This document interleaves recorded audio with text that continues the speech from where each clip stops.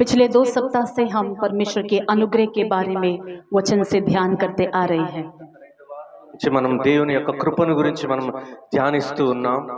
पिछले सप्ताह परमेश्वर का अनुग्रह आवश्यकता के समय हमारे लिए है, इसके बारे में हमने ध्यान किया। గత వారంలో మన అవసరమైన పరిస్థితిలో దేవుని కృప మనకు లభించిన దేవుని కృప మన కొరకు ఉంది అని మనం నేర్చుకున్నాం। गत सप्ताह हमने ये देखा कि किन गलतियों को हमें नहीं करना चाहिए। గత వారం మనం చూసాం ఏ తప్పులు మనం చేయకూడదని। कैसी गलतियां करने से परमेश्वर का अनुग्रह एक व्यक्ति के ऊपर से चला जाता है। ఎలాంటి తప్పులు చేస్తే దేవుని యొక్క కృప ఆ వ్యక్తి మీద నుండి తొలగిపోతుందో మనం చూసాం। क्या आपको याद है वचन? ఎవరికైనా జ్ఞాపకం ఉన్నదా? कौन सी गलतियां नहीं करना चाहिए? ఎలాంటి తప్పులు చేయకూడదు? कोई बताएगा? ఎవరైనా చెప్తారా? कौन सी गलतियों को हमें नहीं करना चाहिए? ఎలాంటి తప్పులు మనం చేయకూడదు? हाँ, हमारे शत्रु जब गिरते हैं या उनका नुकसान होता है, उसे देखकर ना तो खुश होना है ना तो उन पर हंसना है। మన విరోధి ఒకవేళ పడిపోయినా తప్పిపోయినా అతని మీద మనం హేళన గాని చూసి నవ్వకూడదు। और दूसरी गलती क्या नहीं करना है? రెండవ తప్పు ఏమి చేయకూడదు మనం? कोई बताएगा? ఎవరైనా చెప్తారా? गुड, घमंड नहीं करना चाहिए। గర్వించకూడదు। Thank you Lord, hallelujah. Praise the Lord. तो घमंड करने से जो है परमेश्वर का अनुग्रह हम खो जाएंगे। इस विषय में नबूकदनेस्सर राजा और उनके बेटे बेल्शस्सर के विषय में हमने ध्यान किया था। గర్విస్తే ఆయన కృప మన మీద తొలగిపోతుందని ఉదాహరణగా నెబుకద్నెజర్ రాజా ఆయన పుత్రుడు బెల్షస్సర్ గురించి మనం చూసాం। आइए आज हम लगातार अनुग्रह के विषय में और भी देखेंगे। రండి మనం ఇంకా కంటిన్యూగా దేవుని యొక్క కృపను గురించి మనం ధ్యానిస్తాం। रोमियो की पुस्तक 9वां अध्याय, రోమియోలకు రాసిన పత్రిక 9వ అధ్యాయం वचन 10 से लेकर 18 तक मैं पढ़ रही हूँ। 10 నుండి 18 వరకు నేను చదువుతున్నాను। सभी अपने बाइबल खोलिएगा। रोमियो की पुस्तक उसका 9वां अध्याय वचन 10 से लेकर 18 तक। ప్రతి ఒక్క తన బైబిల్ తెరవండి। రోమియోలకు రాసిన పత్రిక 9వ అధ్యాయం 10 నుండి 18। और केवल यही नहीं, परंतु जब रिबका भी एक से अर्थात हमारे पिता इसहाक से गर्भवती थी और अभी तक ना तो बालक जन्मे थे और ना उन्होंने कुछ भला या बुरा किया था, इसलिए कि परमेश्वर की मनसा जो उसके चुन लेने के अनुसार है, कर्मों के कारण नहीं परंतु बुलाने वाले के कारण है, बनी रहे। उसने कहा, जेठा छोटे का दास होगा, जैसे लिखा है, मैंने याकूब से प्रेम किया परंतु एसाव को अप्रिय जाना। इसलिए हम क्या कहें? क्या परमेश्वर के यहाँ अन्याय है? कदापि नहीं, क्योंकि वह मूसा से कहता है, मैं जिस किसी पर दया करना चाहूँ उस पर दया करूंगा और जिस किसी पर कृपा करना चाहूँ उसी पर कृपा करूंगा। अतः या ना तो चाहने वाले की न दौड़ने वाले की परंतु दया करने वाले परमेश्वर की बात है। क्योंकि पवित्र शास्त्र में फिरौन से कहा गया, मैंने तुझे इसलिए खड़ा किया है कि तुझ में अपनी सामर्थ्य दिखाऊं और मेरे नाम का प्रचार सारी पृथ्वी पर हो। इसलिए वह जिस पर चाहता है उस पर दया करता है और जिसे चाहता है उसे कठोर कर देता है। तेलुगु में भी पढ़ेंगे। అంతేకాదు రెబెకా మన తండ్రి అయిన ఇస్సాకు అను ఒకని వలన గర్భవతి అయినప్పుడు ఏర్పాటును అనుసరించిన దేవుని సంకల్పము క్రియల మూలంగా కాక పిలుచువాని మూలంగానే నిలుకడగా ఉండు నిమిత్తము పిల్లలింకా పుట్టి మేలైనను కీడైనను చేయక ముందే పెద్దవాడు చిన్నవానికి దాసుడగును అని ఆమెతో చెప్పబడెను। ఇందును గూర్చి నేను యాకోబును ప్రేమించి తిని ఏసావును ద్వేషించి తిని అని రాయబడి ఉన్నది। కాబట్టి ఏమందుము, దేవుని యందు అన్యాయం కలదా? అట్లనరాదు। అందుకు మోషే ఇలాగు చెప్పుచున్నాడు, ఎవనిని కరుణింతునో వానిని కరుణింతును, ఎవని ఎడల జాలి చూపుదునో వాని ఎడల జాలి చూపుదును, కాగా పొందగోరు వాని వలనైనను ప్రయాస పడు వాని వలనైనను కాదు గాని కరుణించి దేవుని వలననే అగును। మరియు లేఖనం ఫరోతో ఇలాగు చెప్పాను, నేను నీ యందు నా బలము చూపుటకును నా నామము భూలోకమందంతట ప్రచురమగుటకును అందు నిమిత్తమే నిన్ను నియమించితిని।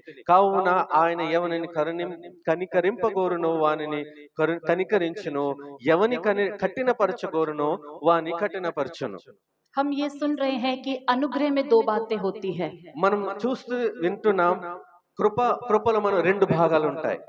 दया और कृपा मिलाकर हम अनुग्रह कहते हैं। దయ మరియు కృప ఈ రెండు కలిసి ఒక दया करुणा, దయ మరియు కనికరం కరుణ ये दोनों मिलाकर जो है अनुग्रह होता ఈ है। రెండు కలిసి దయ మరియు కనికరం కలిసి రెండు కలిసి కృప అని పిలువబడుతుంది. आज हम ये देखने वाले हैं कि परमेश्वर का अनुग्रह चुन लिए जाने के अनुसार होता है। మనం చూస్తున్నాము ఇక్కడ దేవుని యొక్క కృప ఏర్పాటును బట్టి ఉంటుంది. एक ऐसा अनुग्रह है जो परमेश्वर एक व्यक्ति को अनुग्रह करके उसे उठाकर अपनी महिमा के लिए चुन लेता है। ఇక్కడ మనం ఏం చూస్తున్నామంటే దేవుడు ఒక వ్యక్తిని లేపి ఆయన కృప అనుగ్రహించి లేపబడినట్టుగా మనం చూస్తున్నాం. దేవుడు ఒక వ్యక్తిని తన కృప కోసం కృప చూపించడం కోసం ఏర్పరచుకుంటాడు. अपना अनुग्रह दिखाने के लिए एक व्यक्ति को चुन लेता है। हालेलुया। హల్లెలూయా. तो यहाँ पर हम दो जो है नामों को देखे हैं। ఇక్కడ మనం ఇద్దరు పేర్లను మనం చూసాం. एक जो है माँ के दो बच्चे हैं। ఒక తల్లికి ఇద్దరు కుమారులు. रिबका जब गर्भवती हुई तो वचन में लिखा है कि उनके जुड़वे जो है उनके पेट में थे। రిబ్కా గర్భవతిని అయినప్పుడు మనం గర్భంలో చూసిన ఇద్దరు కవల పిల్లలని. जब तक बच्चे पैदा भी नहीं हुए थे, परमेश्वर ने एक प्रोफेसी भेजा कि जेठा जो है छोटे का दास होगा। ఇప్పటి వరకు రిబ్కా పిల్లల్ని కనలేదు. అంతకు ముందే దేవుడు ప్రవచనాత్మక మూలంగా ఏమంటున్నాడంటే పెద్దవాడు చిన్నవానికి దాసుడగనని ఒక ప్రవచనం తెలుపబడింది. और मैंने याकूब से प्रेम किया और एसाव को अप्रिय जाना, ऐसा भी लिखा నేను है। యాకోబుని ప్రేమించి తిని ఏసావుని ద్వేషించి తిని అని చెప్పబడింది. और ये भी लिखा है कि परमेश्वर ने तब उनको चुन लिया जब दोनों ने ना भला किया ना बुरा किया, तभी परमेश्वर ने याकूब को चुन लिया। దేవుడు ఎప్పుడు వారిని ఎన్నుకున్నాడంటే వారికి మేలైనా తెలియదు వారికి కీడైనా తెలియదు అప్పుడు దేవుడు వారిని ఎన్నుకున్నాడు. వారిని కాదు, యాకోబుని ఎన్నుకున్నాడు। యాకోబుని ఎన్నుకున్నాడు. हालेलुया। హల్లెలూయా. परमेश्वर क्या अन्यायी है? దేవుడు అన్యాయస్తుడా? परमेश्वर ने याकूब को क्यों चुन लिया? దేవుడు యాకోబుని ఎందుకు ఎన్నుకున్నాడు? याकूब पर परमेश्वर का अनुग्रह ज्यादा क्यों हुआ? యాకోబు మీద దేవుని కృప ఎందుకు అంత అత్యధికంగా ఉంది? ये वचन सुनने से लगता है कि परमेश्वर पार्शियलिटी करता है। ఈ వాక్యం మనం చూస్తే ఏమనిపిస్తుంటే దేవుడు పక్షపాతి ఏమో. गर्भ में दो बच्चे हैं, గర్భంలో ఇద్దరు పిల్లలు, छोटे को परमेश्वर ने अलग से क्यों चुन लिया? ఈ చిన్నవాడిని దేవుడు ఎందుకు ఒక వ్యత్యాసంగా ఎన్నుకున్నాడు? छोटे को परमेश्वर ने क्यों भविष्यवाणी देकर कहा कि जेठा जो है छोटे का दास होगा? ఎందుకు చిన్నవాని గురించి ఆయన చెప్తున్నాడు పెద్దవాడు చిన్నవానికి దాసుడవుతాడని ఎందుకు ప్రవచించారు? और नीचे वचन में कहता है कि जिस पर मैं दया करना चाहता हूँ उस पर दया करता हूँ, जिस पर मैं कृपा करना चाहता हूँ उस पर कृपा करता हूँ। ఇక్కడ ఇంకా ఏమని ఉందంటే ఎవరిని కరుణింతును వారిని కరుణించుదును, ఎవని ఎడల జాలి చూపుదును వాడి ఎడల జాలి చూపుదును. और यह ना तो चाहने वाले का है या दौड़ने वाले के ऊपर ఇక్కడ है। ఏముంది ఎవరు పొందగోరి వాని వాళ్ళనైనా కాదు కానీ ప్రయాసపడు వాని వాళ్ళనైనా కాదు కానీ రాయబడి ఉంది. परंतु दया करने वाले परमेश्वर की बात కానీ है। కరుణించి దేవుని వలననే అగునని రాయబడి ఉంది. हालेलुया। హల్లెలూయా. तो क्या अनुग्रह पाने के लिए एक व्यक्ति को वो कैसे भी जिए, क्या अनुग्रह मिल जाएगा? ఇలాగైతే మనం ఏమంటాం ఒక కృప పొందుకోవటానికి ఒక వ్యక్తి ఎలాగైనా జీవించినా సరే కృప అనుగ్రహించబడుతుందా? आज इस विषय में हम गहराई से देखेंगे। ఈ విషయాన్ని మనం కొంచెం లోతుగా తెలుసుకుందాం. आइए हम देखेंगे कि एसाव की जिंदगी कैसे थी और याकूब की जिंदगी कैसे थी। రండి మనం చూద్దాం ఏసావు యొక్క జీవితం ఎలా ఉంది, యాకోబు యొక్క జీవితం ఎలా ఉంది. एसाव की जिंदगी के बारे में यदि हम उत्पत्ति की पुस्तक में पढ़े, ఒకవేళ ఏసావు యొక్క జీవితం గురించి మనం ఆది కాండంలో చదివితే एसाव जब जवान उम्र का हुआ तो उसके बारे में लिखा है कि वो जंगल में शिकार करने में माहिर व्यक्ति बना। ఏసావు గురించి ఎప్పుడైతే పెద్దవాడు యవనస్తుడు అవ్వాడు అప్పుడు అరణ్యమునకు వెళ్ళి వేటాడి ఒక వేటకారి అని ఆయన కొరకు రాయబడి ఉంది. एक अच्छा शिकारी था। ఒక మంచి వేటగాడు. एक तरफ से कहा जाए तो इंडिपेंडेंट एक व्यक्ति था। ఆయన ఒక ఇండిపెండెంట్ గా ఉండేడు, సెపరేట్ గా ఉండేవాడు. नहीं, मतलब इंडिपेंडेंट का मतलब है कि किसी पर निर्भर हुए बिना वो जो है खुद ही काम करके अपने बलबूते से कम उम्र में ही वो जीने लगा। ఎవరి మీద ఆధారపడకుండా చిన్న వయసులోనే తన బలం ధన శక్తితోనే తన జీవనోపాధి తన సంపాదించుకునేవాడు. एसाव और याकूब में उम्र का कितना फर्क है? जुड़वे हैं, 5-10 मिनट का ही फर्क होगा। ఏసావుకి యాకోబుకి వయసులో తేడా ఎంత ఎంత ఉంటది? ఇద్దరు కవలలు కదా, కేవలం 2 నిమిషాలు ఎంతో ఉంటది అంతే. दोनों एक ही दिन पैदा हुए, ఎందుకంటే ఇద్దరు ఒకే రోజు పుట్టారు. सेम डेट ऑफ बर्थ है। ఒకే డేట్ ఆఫ్ బర్త్ వారిది. बड़ा बोलो छोटा बोलो, सिर्फ पहले पैदा हो गया इसलिए बड़ा बोलते हैं, सेकंड पैदा हुआ छोटा बोलते हैं। పెద్దవాడనండి చిన్నవాడనండి, పెద్దవాడు కొంచెం ముందు పుట్టాడు, చిన్నవాడు జస్ట్ కొంచెం వెనక పుట్టాడు అంతే. लेकिन बाइबल में पुराने नियम में हम एक खास बात को देखते हैं। కానీ బైబిల్లో ఓ పాత నిబంధన గ్రంథంలో ఒక విశేషమైన మాటను మనం చూస్తున్నాం. घर में जो पहले पैदा होता है ఇంట్లో పెద్దవాడు ఎప్పుడైతే ఫస్ట్ పుడతాడో उसे जो है कुछ आशीषें मिलती है। అతనికి కొన్ని ఆశీర్వాదాలు అనుగ్రహించబడతాయి. घर में मुख्य निर्णय लेने के जो निर्णय लेने का जो अवकाश है बड़े को दिया जाता है। ఎందుకంటే ఇంట్లో కొన్ని విశేషమైన నిర్ణయాలు, ముఖ్యమైన నిర్ణయాలు తీసుకునే అధికారం కేవలం జ్యేష్ఠునికే అనుగ్రహించబడుతుంది. और घर का जो बड़ा होता है उसे जो है याजक पद का अधिकार मिलता है। తర్వాత ఇంట్లో పెద్దవాడికి యాజకుని యొక్క ఆ స్థానం అనుగ్రహించబడుతుంది. याजक का काम जो है, जब तक अहरून और लेवियों के वंशज को परमेश्वर ने जब तक नहीं चुना था, యాజకుల విషయం ఎలా చెప్తున్నామంటే అహరోను తర్వాత యాజకుల వంశాన్ని దేవుడు ఎప్పటి వరకైతే ఏర్పాటు ఎన్నుకొనలేదో उससे पहले तक हर घर में जो पहला जेठा पैदा होता है वही उस घर का याजक है। అంతకు ముందు వరకు కూడా ఇంట్లో ఎవరైతే పెద్ద పెద్ద కుమారులు పుడతారో ఆ పెద్దవారందరూ ఇంటికి యాజకులే. और याजक का काम क्या होता है कि वो घर के सारे लोगों के निमित्त प्रार्थना करे और परमेश्वर और मनुष्य के बीच में एक मध्यवर्ती का काम करता है। ఆ యాజకుడు ఆ కార్యం ఏంటంటే ఆ ఇంట్లో ఉన్న ప్రతి పనిని చూసుకోవాలి. తర్వాత దేవునికి ఈ ఇంటికి మధ్యన ఒక మధ్యవర్తిగా ఉండి ఇంటి వారి కొరకు ప్రార్థించాలి. हालेलुया। హల్లెలూయా. और उस घर में अगर कोई पाप भी करता है तो वो बलिदान भी कौन चढ़ाता है? याजक चढ़ाता है। ఒకవేళ వారు ఇంట్లో ఎవరు పాపం చేసినా ఆ బలిని ఎవరు అర్పిస్తారు? ఆ యాజకుడే, ఆ పెద్దవాడే అర్పించాలి. और जो है याजक का क्या काम है कि आशीष देने का भी अधिकार बड़े को है। తర్వాత యాజకుని గారి పని ఏంటంటే ఆశీర్వాదం ఇచ్చే యొక్క పని కూడా యాజకునిదే.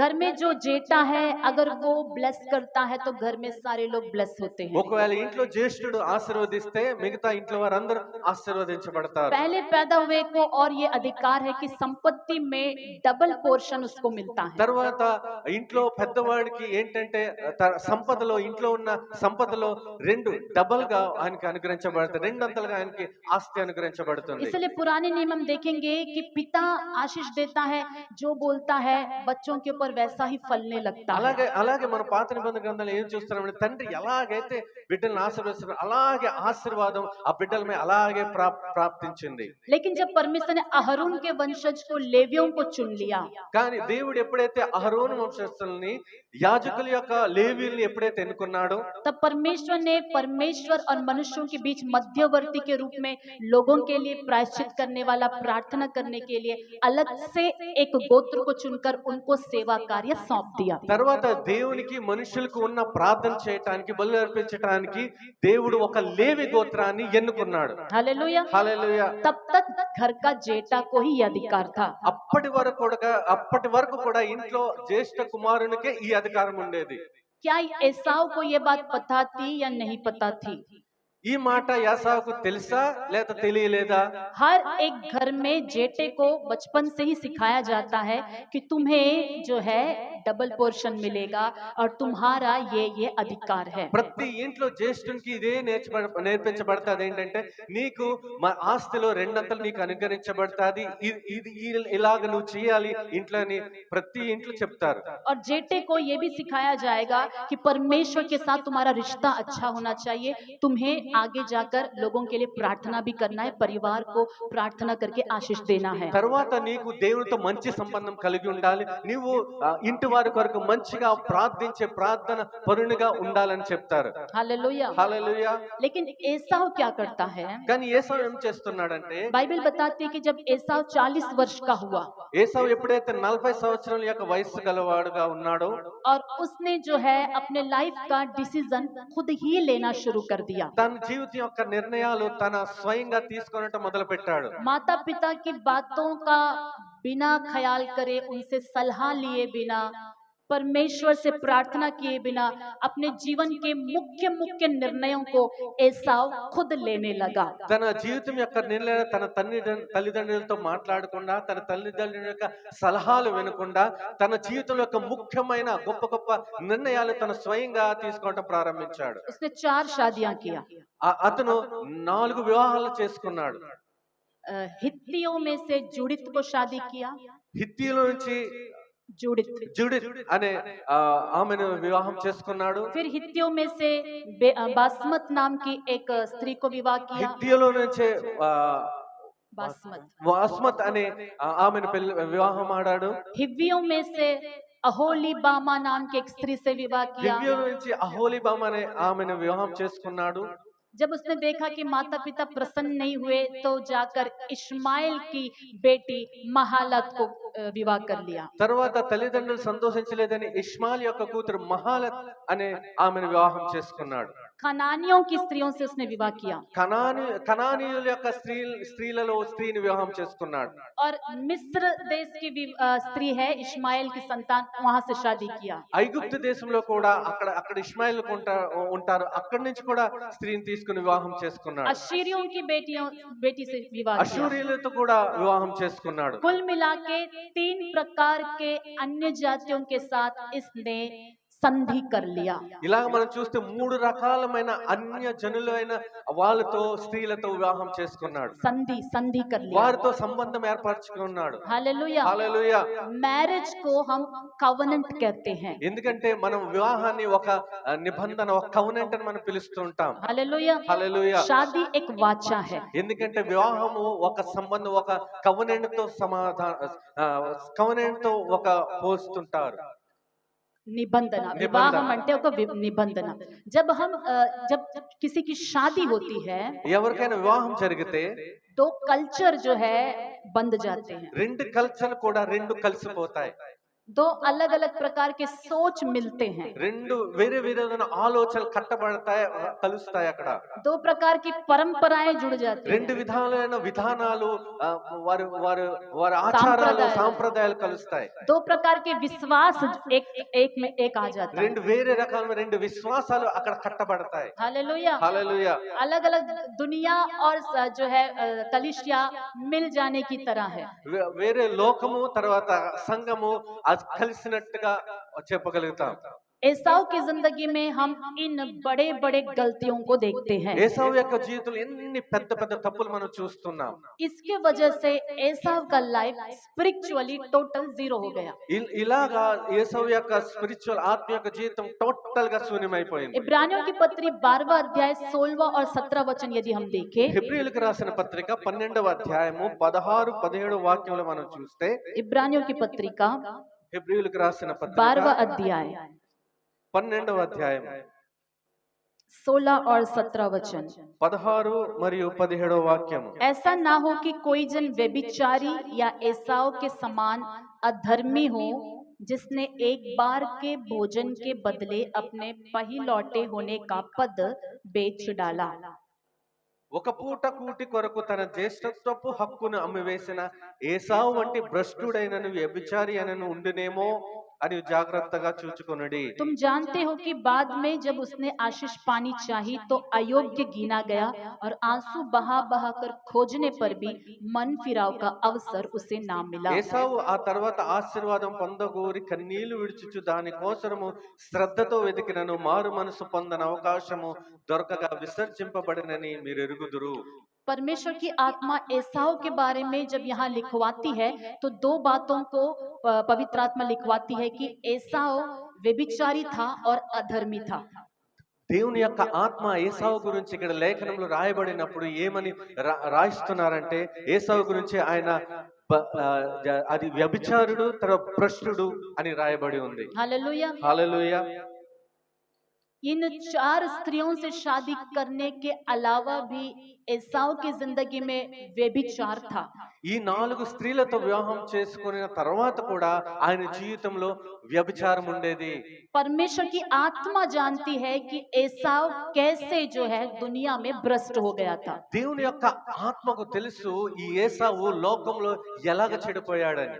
क्योंकि एसाव व्यभिचार और पाप में फंस गया था, इसीलिए आत्मिक ब्लेसिंग या आत्मिक जो पोजीशन बर्थ राइट है उसका वैल्यू एसाव को पता नहीं चला। ఏసావు ఈ వ్యభిచారతనంలో లోకంలో మునిగిపోయాడు. అందుకే ఈ ఆత్మీయ జీవితంలో ఒక ఆశీర్వాదం, ఆత్మీయ జీవితంలో ఉన్నత స్థానం, ఆ విలువ ఆయన తెలుసుకోలేదు. ఆయన మనసు భ్రష్టత్వానికి వెళ్ళిపోయింది. उसकी पत्नियां मूर्ति पूजा करती थी, इस वजह से जीवित परमेश्वर का भय एसाव के अंदर नहीं रहा। వారి యొక్క భార్యలు విగ్రహాన్ని ఆరాధించేవారు. అందుకే ఆయనలో దేవుని భయం ఉండేది కాదు.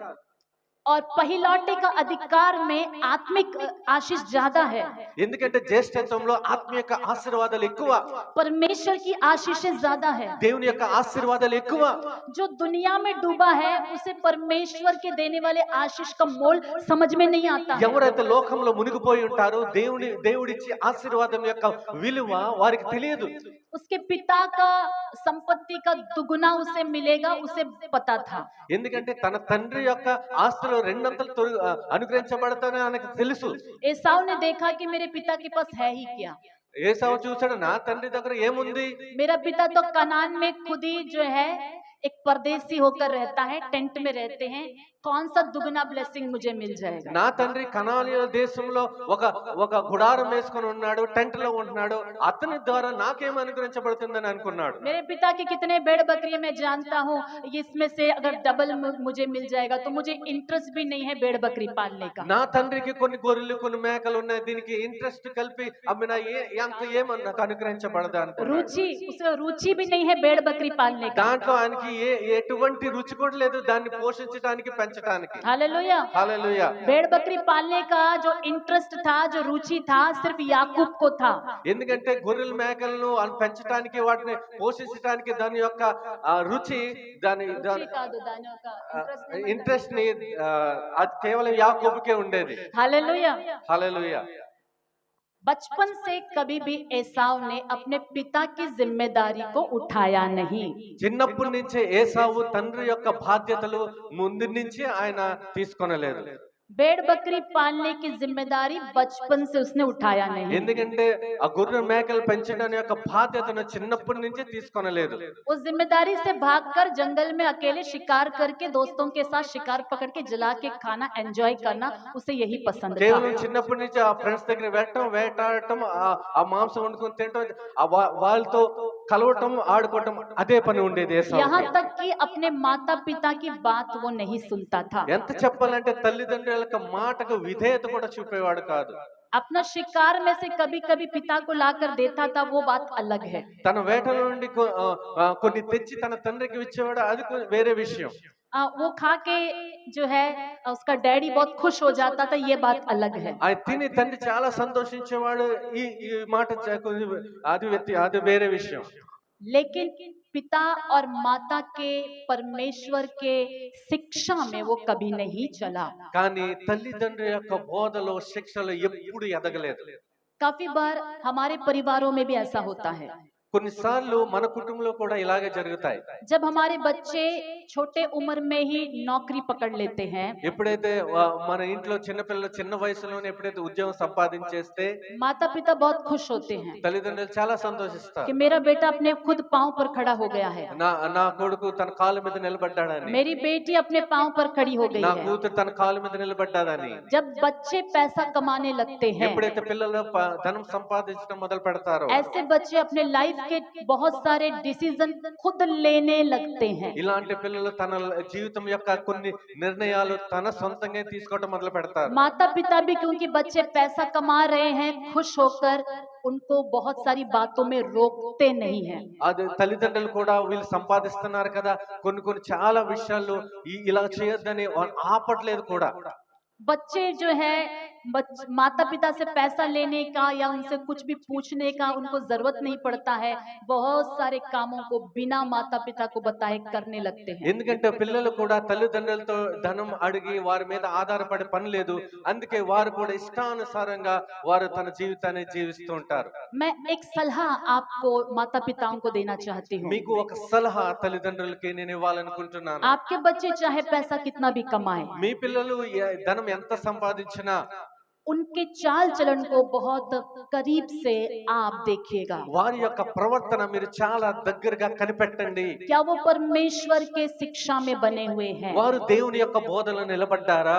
क्या वो आपके आत्मिक सलाह को ले रहे हैं या नहीं ले रहे మీ हैं? యొక్క ఆత్మీయమైన సలహాలు వారు తీసుకుంటున్నారా, విసర్జిస్తున్నారా? यदि वो नहीं ले रहे हैं तो आप सोच लीजिएगा वो अपना मर्जी खुद करने के स्थान पर चले गए हैं। ఒకవేళ మీ నిర్ణయాలు అంగీకరించకపోతుంటే మీరు అనుకోనండి వారి యొక్క నిర్ణయాలు తన సొంతంగా తీసుకుంటున్నారని. वहीं पर आपको अलर्ट होने की जरूरत है और अधिक प्रार्थना करके अपने बच्चों को फिर से गॉडली काउंसिल में लाने की जरूरत है। అక్కడ మీరు అలర్ట్ అవ్వటం చాలా ముఖ్యము. అప్పుడు మీరు వారి కొరకు మీరు దేవుని సముఖంలో ప్రార్థించడం చాలా అవసరం. जो बच्चे नौकरी शादी होने तक जो है नौकरी उनको नहीं मिलता, ज्यादा पैसा नहीं कमाते हैं, ज्यादातर वो बच्चे ही माता पिता के अधीन रहते हैं। ఏ పిల్లలైతే వివాహం జరిగిపోయినా అంతకు ముందు కూడా వారికి ఉద్యోగం దొరకలేదు వాళ్ళు చాలా తల్లిదండ్రులకి విధేయులుగా ఉంటారు. अब जवानों से मैं बताना चाहती हूँ, जब पैसा कमाने लगे इसका मतलब ये नहीं है कि आप माता पिता के दैविक जो है सोच को या काउंसलिंग को आप रिजेक्ट करना, ऐसा बिल्कुल मत అయితే करिएगा। యవనస్తులను నేను చెప్తున్నట్టు మీరు దమనం సంపాదిస్తున్నారా అని తల్లిదండ్రులకు విధేయత చూపకపోవటం ఇది మంచిది కాదు. हालेलुया। హల్లెలూయా. एसाव ने ऐसा किया, ఏసావు ఇలాగే చేశాడు. उसने अपने बलबूते पर अपने लाइफ को बनाया। తన భుజ బలం దాని మీద ఆధారపడి తన జీవితాన్ని కట్టుకున్నాడు. बहुत अच्छा उसने सोचा कि मैं कर रहा हूँ। ఆయన అనుకున్నాడు నేను చాలా బాగానే చేస్తున్నానని. देखेंगे उत्पत्ति की पुस्तक చూద్దాం ఆది కాండం 27 27వ అధ్యాయము 39-40। 27 అధ్యాయం 39-40 వాక్యం. 27वां अध्याय 27 27। అధ్యాయం ఆది కాండం 39-40. उसके पिता इसहाक ने उससे कहा, सुन, तेरा निवास उपजाऊ भूमि से दूर हो और ऊपर से आकाश की ओस उस पर ना पड़े। तू अपनी तलवार के बल से जीवित रहे और अपने भाई के अधीन तो हो, पर जब तू स्वाधीन हो जाएगा तब उसके जुए को अपने कंधे पर से तोड़ फेंके। నీ నివాసం భూసారం లేకయు పైనుండి పడు ఆకాశపు మంచు లేకయు నుండును. నీవు నీ కత్తి చేత బ్రతుకుదువు, నీ సహోదరునికి దాసుడవగదువు. నీవు తిరుగులాడుచుండగా నీ మెడ మీద నుండి అతని కాడి విరిచివేయదు అని అతనికి ఉత్తరం ఇచ్చాను. इस घटना को हम अच्छी तरह जानते हैं। ఈ సంఘటన మనకు చాలా బాగా తెలుసు. एक बार याकूब और एसाव का पिता इसहाक जो है शिकार जो है वो खाना चाहता था। ఒకసారి ఆ తండ్రి ఏసావు యొక్క వేటను తినాలని ఆశించాడు. और वो उसके पिता ने सोचा कि मैं बूढ़ा हो गया हूँ, किसी भी पल मर जाऊंगा, तो अच्छा होगा कि मैं अपने बड़े बेटे को ब्लेस कर दूं और जो है जी से उसको ब्लेस करके उसके शिकार को खाऊं, ऐसा उसने प्लान किया। ఆయన తండ్రి ఏమనుకున్నాడని చాలా వృద్ధుడు అయిపోయాను, ఎప్పుడొకప్పుడు నేను చనిపోతాను, అయితే ఆ పెద్ద కొడుకుని ఎలాగైనా మంచి ఆశీర్వదించి చనిపోతాడని ఆయన కోరుకున్నాడు. हम जानते हैं इन बातों के बारे में रिबका चुप से सुन ली మనకు తెలుసు ఈ మాటలు రిబ్కా చాటుగా విన్నారని. और उसकी माँ ने छोटे बेटे को तैयार करके बोला कि तुम्हारा पिता बड़े बेटे को ब्लेस करना चाहता है, उसने ऐसा ऐसा कहा है, एक काम करो, तुम्हारा बड़ा भैया जंगल में जाके शिकार लाने से पहले मैं तुझे बकरी का बच्चा बना के दूंगी, तू एसाव की तरह तैयार हो जाना और चुपके से जाकर अपने पिता को खिलाना और जो आशीष वो बड़े बेटे को देना चाहता है तुम उसे ले लेना। నువ్వు ఒక పని చేయి, నీ తండ్రి ఏం కోరుకున్నాడంటే ఏసావుకి యొక్క వేటను తిని ఆశీర్వదించాలని అనుకున్నాడు. అయితే నువ్వు ఒక పని చేయి, ఒక మేకపిల్లను వడ్డీ నేనే ఇస్తాను, నువ్వు ఏసావులాగా నువ్వు బాగా ప్రిపేర్ అయ్యి తయారై ఆయనలాగా వస్త్రాలు ధరించి ఆ తండ్రి దగ్గరికి వెళ్ళు, ఆ తండ్రి నిన్ను ఆశీర్వదిస్తాడని యాకోబుకి ఒక మంచి ఆలోచించింది. यहाँ पर याकूब की गलती कुछ भी नहीं है। ఇక్కడ యాకోబు యొక్క తప్పు ఏమీ లేదు. इससे कुछ दिन पहले దీనికి కొన్ని రోజుల ముందు जिस वचन को हमने इब्रानियों में पढ़ा, ఏ వాక్యం అయితే మనం హెబ్రీయులకు రాసిన పత్రికలో మనం చదివామో, एक समय के भोजन के लिए एसाव ने अपना जो है पहिलौटे के अधिकार को तुच्छ जाना। ఒక్క పూటి కొరకు ఏసావు తన జ్యేష్ఠత్వపు హక్కుని విసర్జించాడని. एक दिन एसाव को भूख लगा। ఒక రోజు ఏసావుకి ఆకలి వేసింది. कितने लोगों को भूख लगता है? ఎంతమందికి ఆకలి వేస్తుంది? बाहर जाके आएंगे, लेट होता है तो सबको तगड़ा भूख బయటకు लगता వెళ్ళి है। వచ్చినప్పుడు లేట్ గా వస్తే చాలా మందికి చాలా బాగా ఆకలి వేస్తుంది. क्या हम उस बहुत ज्यादा भूख लग रहा है उस एक समय के भूख के लिए क्या परमेश्वर ने जो योजना हमारे ऊपर रखी है उस योजना को तिरस्कार करेंगे? మనకు చాలా ఆకలి వేస్తుందని ఆ సమయంలో దేవుడు ఏ అయితే ప్రణాళిక, గొప్ప ప్రణాళిక ఉంచాడో దాన్ని మనం విసర్జిస్తామా? एसाव को क्योंकि वो पाप में था, परमेश्वर के ये अधिकार, ये पहिलौटे के अधिकार का वैल्यू से पता नहीं चला। ఎందుకంటే ఏసావుకి ఈ దేవుని యొక్క ఆశీర్వాదాల గురించి, దాని యొక్క విలువల గురించి దానికి అతనికి ఏమీ తెలియదు. इसीलिए वो बड़े आसानी से जो है जब याकूब बोलता है कि खाना तो मैं तुझे दूंगा लेकिन पहले मुझे पहिलौटे का अधिकार मुझे बेचो। అందుకే అది యాకోబు అంటున్నాడు చాలా సులువుగా, నేను నీకు ఈ వండిన దాంట్లో ఇస్తాను గానీ నీ జ్యేష్ఠత్వపు హక్కును మాత్రం నాకు ఇచ్చేయమని యాకోబు అంటున్నాడు. क्यों याकूब ने ऐसा कहा? యాకోబు ఎందుకు అలాగ అంటున్నాడు? वो दोनों जुड़वे थे। రెండు కవులలే కదా. हालेलुया। హల్లెలూయా. याकूब गर्भ में भी वो पहले आना चाहता था, యాకోబు గర్భంలో ఉన్నప్పుడు కూడా ముందే రావాలనుకున్నాడు, लेकिन उसका भाई पहले आया। కానీ అతని అన్న ముందు వచ్చాడు. याकूब को बचपन से था कि ये जो स्पिरिचुअल ब्लेसिंग है मुझे मिल जाना है। యాకోబు చిన్నప్పటి నుండి ఏమనుకున్నాడంటే ఈ స్పిరిచువల్ బ్లెస్సింగ్ నాకే ముందు దొరకాలని. कैसे वो सोच आया उसके अंदर? ఎలాగ ఆలోచన వచ్చింది అతనికి? उसकी माँ ने उसको बताया कि जब मैं गर्भ में थी तुम्हारे लिए ऐसा प्रोफेसी आया है। ఆ తల్లి చెప్పింది, ఏమి చెప్పిందంటే నీవు గర్భంలో ఉన్నప్పుడు ఇలాంటి ఒక ప్రవచనం వచ్చిందని, कि तू जो है छोटा है लेकिन परमेश्वर ने बोला कि बड़ा तुम्हारा दास बनेगा। నీవు చిన్నవాడువు కానీ పెద్దవాడు నీకు దాసుడు అవుతావని దేవుడు సెలవిచ్చాడు. याकूब ने अपना दिमाग लगाया। యాకోబు తన మైండ్ ని ఉపయోగించాడు. उसने सोचा कि पहिलौटे का अधिकार तो एसाव को, ఎందుకంటే జ్యేష్ఠత్వంకు ఏసావుకు ఉంది కదా, अगर वो अधिकार मुझे मिल जाएगा तभी ये प्रोफेसी पूरा होगा। ఒకవేళ ఆ అధికారం నాకు అనుగ్రహిస్తే అప్పుడే ఈ ప్రవచనం నెరవేరుతాది. याकूब ने अपना दिमाग लगाया యాకోబు తన మైండ్ ని ఆలోచించడం ప్రారంభించాడు. और जैसा वो वेट कर रहा था सामने से वैसा उसको मौका भी मिल गया। ఎలాగైతే అతను కనిపెట్టాడో అలాగే అతనికి ముందు అవకాశం उसको వచ్చింది. मालूम है एसाव को बिल्कुल भी पहिलौटे के अधिकार के ऊपर मन नहीं है। అతనికి తెలుసు ఏసావుకి జ్యేష్ఠత్వపు హక్కు మీద ఎలాంటి మనసు లేదని. कई बार उसकी माँ ने बताया होगा। ఎన్నోసార్లు తన తల్లి చెప్పి ఉండొచ్చు. उसने याजक का काम करना उसको बिल्कुल पसंद नहीं అతనికి है। యాజకుని యొక్క పని చేయడానికి అస్సలు ఇష్టం లేదు. प्रभु के सामने प्रार्थना करना पसंद नहीं है। ప్రభు సముఖంలో ప్రార్థించడం ఇష్టం లేదు. आवारागर्दी करना पसंद है। కేవలం గాలి తిరుగులు తిరగటమే. इसीलिए जब याकूब ने पहिलौटे का अधिकार मुझे दे दो कहा, అందుకే యాకోబు జ్యేష్ఠత్వ హక్కు నాకు ఇవ్వమని అన్నాడు. उसने बोला ये लेकर मैं क्या करूंगा? ఆయన అనుకున్నాడు, తీసుకో, నేను ఇది ఉంచుకుని ఏం చేస్తాను. काफी लोग जो दुनिया में ज्यादा घूमते हैं, ఎంతమంది, చాలా మంది లోకంలో ఎంతమంది తిరుగుతూ ఉంటారో परमेश्वर का ब्लेसिंग का वैल्यू उनको पता नहीं। దేవుని యొక్క ఆశీర్వాదం యొక్క విలువ వాళ్ళకి తెలియదు. हालेलुया। హల్లెలూయా. एसाव को भी अभी परमेश्वर के आशीष का वैल्यू नहीं मालूम। ఏసావు కూడా ఇప్పుడు దేవుని యొక్క ఆశీర్వాదం యొక్క విలువ తెలియలేదు. परमेश्वर का अनुग्रह का वैल्यू उसको नहीं దేవుని मालूम। యొక్క కృప యొక్క విలువ తెలియలేదు. खुद से उसने रिजेक्ट किया। తన సొంతంగానే విసర్జించాడు, ये రిజెక్ట్ చేశాడు. निर्णय एसाव का खुद का था। ఇది యొక్క నిర్ణయం ఏసావుకి సొంతందే. ये परमेश्वर ने प्रोफेसी किया है इसलिए एसाव ऐसा नहीं किया है। ఇది ఏసావు ఎందుకు విసర్జించాడంటే దేవుడు ప్రవచించాడు కాబట్టి విసర్జించాడని అని చెప్పలేము. उसका खुद का निर्णय है। అది సొంత నిర్ణయం. अगर एसाव अपना स्पिरिचुअल ब्लेसिंग को बचा कर रखता, ఒకవేళ ఏసావు తన యొక్క స్పిరిచువల్ బ్లెస్సింగ్ ని కాపాడుకొని ఉంటే, याकूब का ब्लेसिंग तो अलग है, యాకోబు యొక్క ఆశీర్వాదాలు వేరే, एसाव के ऊपर भी परमेश्वर का अनुग्रह अलग ही होता। ఏసావు మీద కూడా కృప వేరేగా ఉండేది. आमीन। ఆమేన్. दो लोग हैं, ఇద్దరు మనుషులు, दो भाई हैं, ఇద్దరు అన్నదమ్ములు.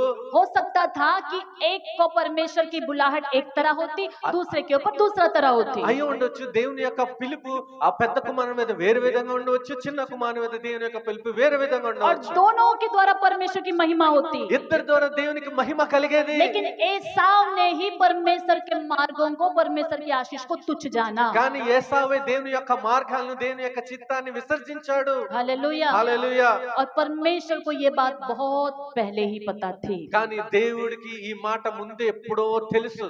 जब वो गर्भ में आए भी नहीं थे, परमेश्वर को पता था कि किसका जीवन कैसे रहेगा। వాళ్ళు గర్భంలో రూపింపబడక మునిపే వాళ్ళకి దేవునికి తెలుసు వారి జీవితం ఎలాగుంటాదని. कौन प्रभु के पीछे चलेगा, कौन दुनिया के पीछे चलेगा, परमेश्वर को पहले से ही पता था। ఎవరు లోకం వెంబడి వెళ్తారో ఎవరు దేవుని వెంబడి వెళ్తారో దేవునికి తెలుసు. वे बुरा भी नहीं करे, भला भी नहीं करे, लेकिन परमेश्वर को मालूम है आने वाले दिनों में कौन क्या निर्णय लेने वाला है। వారు మేలైనా చేయలేదు కీడైనా చేయలేదు కానీ దేవుడికి తెలుసు ఎవ్వరు ఎప్పుడు ఏ సమయాన్ని ఎలాగ చేస్తారని. इसलिए परमेश्वर को का मंत्री होकर कोई ये नहीं बोल सकता कि परमेश्वर क्यों आपने याकूब को चुन लिया, क्यों एसाव को रिजेक्ट कर दिया। అందుకే దేవుడికి ఒక మంత్రిగా ఉండి దేవునికి ఆలోచన ఇవ్వలేము. దేవా ఎందుకు ఏసావుని విసర్జించా, ఎందుకు యాకోబుని ఎన్నుకున్నావని. हालेलुया। హల్లెలూయా. उत्पत्ति की पुस्तक 27वें अध्याय में यदि हम आगे वचनों को देखें, ఆదికాండం 27 అధ్యాయంలో ఇంకా ముందు వాక్యాలు చదువు చూస్తే वहां पर लिखा होगा एसाव ने याकूब से बैर किया। ఏసావు యాకోబు మీద వైరం ఉంచాడని ద్వేషించాడని చూస్తున్నాం. मैं पढ़ रही हूँ 41 से 45। एसाव ने तो याकूब से अपने पिता के दिए हुए आशीर्वाद के कारण बैर रखा और उसने सोचा मेरे पिता के अनंत काल का दिन निकट है, फिर मैं अपने भाई याकूब को घात करूंगा।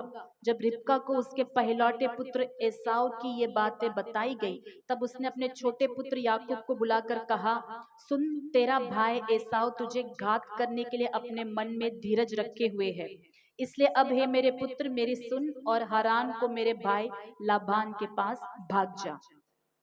తన తండ్రి యాకోబుకి ఇచ్చిన దీవెన నిమిత్తం ఏసావు తన మీద పక్కపెట్టెను. మరియు ఏసావు నా తండ్రిని గూర్చిన దుఃఖ దినములు సమీపంగా ఉన్నవి, అప్పుడు నా తమ్ముడైన యాకోబును చంపెదననుకొనెను. రిబ్కా తన పెద్ద కుమారుడైన ఏసావు మాటను గూర్చి వినినప్పుడు ఆమె తన చిన్న కుమారుడైన యాకోబును పిలువనంపి అతని తిట్లని, ఇదిగో నీ అన్న అయిన ఏసావు నిన్ను చంపెదనని చెప్పి నిన్ను గూర్చి తాను ఓదార్చుచున్నాడు. కాబట్టి నా కుమారుడా, నీవు నా మాట విని లేచి హారానులోనున్న నా సహోదరుడగు లాబాను వద్దకు పారిపోయి నీ అన్న కోపం చల్లారు వరకు, నీ అన్న కోపం నీ మీద నుండి తొలగి నీవు అతనికి చేసిన వాటిని అతడు మరుచు వరకు లాబాను వద్ద కొన్నాళ్ళు ఉండుము. हालेलुया। हालेलुया। हम जानते हैं कि इस कहानी में याकूब आता है भेष बदलकर और उसका पिता याकूब को भरपूरी से एसाव समझकर ब्लेस करता है। మనం చూస్తున్నాం యాకోబు ఏసావు యొక్క వేషాన్ని ధరించుకొని తన తండ్రికి వస్తాడు. తండ్రి మనసారా సంపూర్ణంగా అది యాకోబుని దీవించేస్తాడు. पिता ने याकूब को ब्लेस नहीं किया, पिता ने किसको ब्लेस किया? एसाव समझकर ब्लेस किया। తండ్రి యాకోబుని దీవించలేదు గాని ఏసావు అనుకునే దీవించాడు. एसाव के कपड़ों का स्मेल जब पिता को लगा, परफ्यूम, तब उस परफ्यूम को सूंघने के बाद एसाव को कल्पना करते हुए एसाव को ही ब्लेस करने की तरह उसने ब्लेस किया। ఏసావు యొక్క వస్త్రాల వాసన చూసి ఆ ఏసావు అనుకుని ఆ వస్త్రాల యొక్క వాసన బట్టి ఏసావుని సంపూర్ణంగా ఏసావుని ఆశీర్వదించాడు. वहां पर है तो याकूब, అక్కడ ఉన్నాడు యాకోబు మాత్రమే, लेकिन जो ब्लेस कर रहा है किसे ब्लेस कर रहा है? కానీ ఆశీర్వదిస్తున్నాడు ఎవరిని ఆశీర్వదిస్తున్నాడు? एसाव सोचकर ब्लेस कर रहा है। ఏసావు అనుకొని ఆశీర్వదిస్తున్నాడు. याकूब फिर भी विश्वास से उस आशीष को लेकर जाता है। కానీ యాకోబు విశ్వాసంతో ఆ ఆశీర్వాదాలు తీసుకొని వెళ్ళిపోతాడు. कितना अद्भुत है ना? ఎంత అద్భుతమండి. यही होता है ఇదే జరుగుతుంది. प्रचार में कभी कभी परमेश्वर के दास जो है ब्लेसिंग देते हैं, वचन देते हैं, దేవుని యొక్క దాసులు వాక్యం ప్రకటనలో కొన్ని ఆశీర్వాదాలు కొన్ని మాటలు చెప్తూ ఉంటారు. कई बार सेवक सोचते हैं कि शायद ये फ्रंट लाइन में बैठे वाले या हालेलुया बोलने वाले या आशीष को भरपूरी से ले रहे हैं।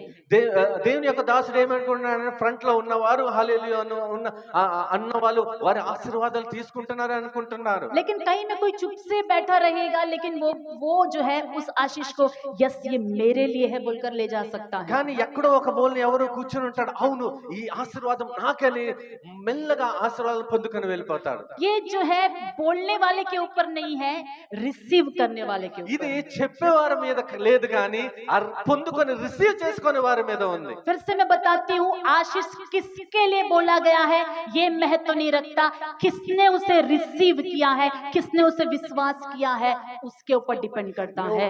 అది ఆశీర్వాదం ఎవరి గురించి చెప్పిందో అది ముఖ్యమైనది కాదు, కానీ ఎవరు దాన్ని పొందుకుంటున్నారు, ఎవరు దాన్ని రిసీవ్ చేసుకుంటున్నారు, అది అది ముఖ్యంగా ఏర్పరచబడుతుంది. यदि आप बाइबल पढ़े और बोले ये तो अब्राहम के लिए बोला गया आशीष है, ఈ బైబిల్ చదివితే మనం ఏమనుకుంటామంటే ఇది అబ్రహాం కొరకు పలికిన మాటలని, ये इसहाक से प्रभु ने बात किया, ఇది ఇస్సాకుతో దేవుడు పలికిన ये మాటలని, याकूब से बात किया, ఇది దేవుడు యాకోబుతో ये तो पतरस से మాట్లాడాడు, बोला है, ఇది పేతురుతో అన్నాడు కదా, ये तो परमेश्वर यशायाह से बोला, ఇదైతే దేవుడు యెషయాతో అన్నాడు కదా, ये तो पौलुस से बोला गया, ఇది పౌలుస్తో అన్నాడు కదా, मुझसे थोड़ी बोला गया। నాతో అన్నాడేంటి?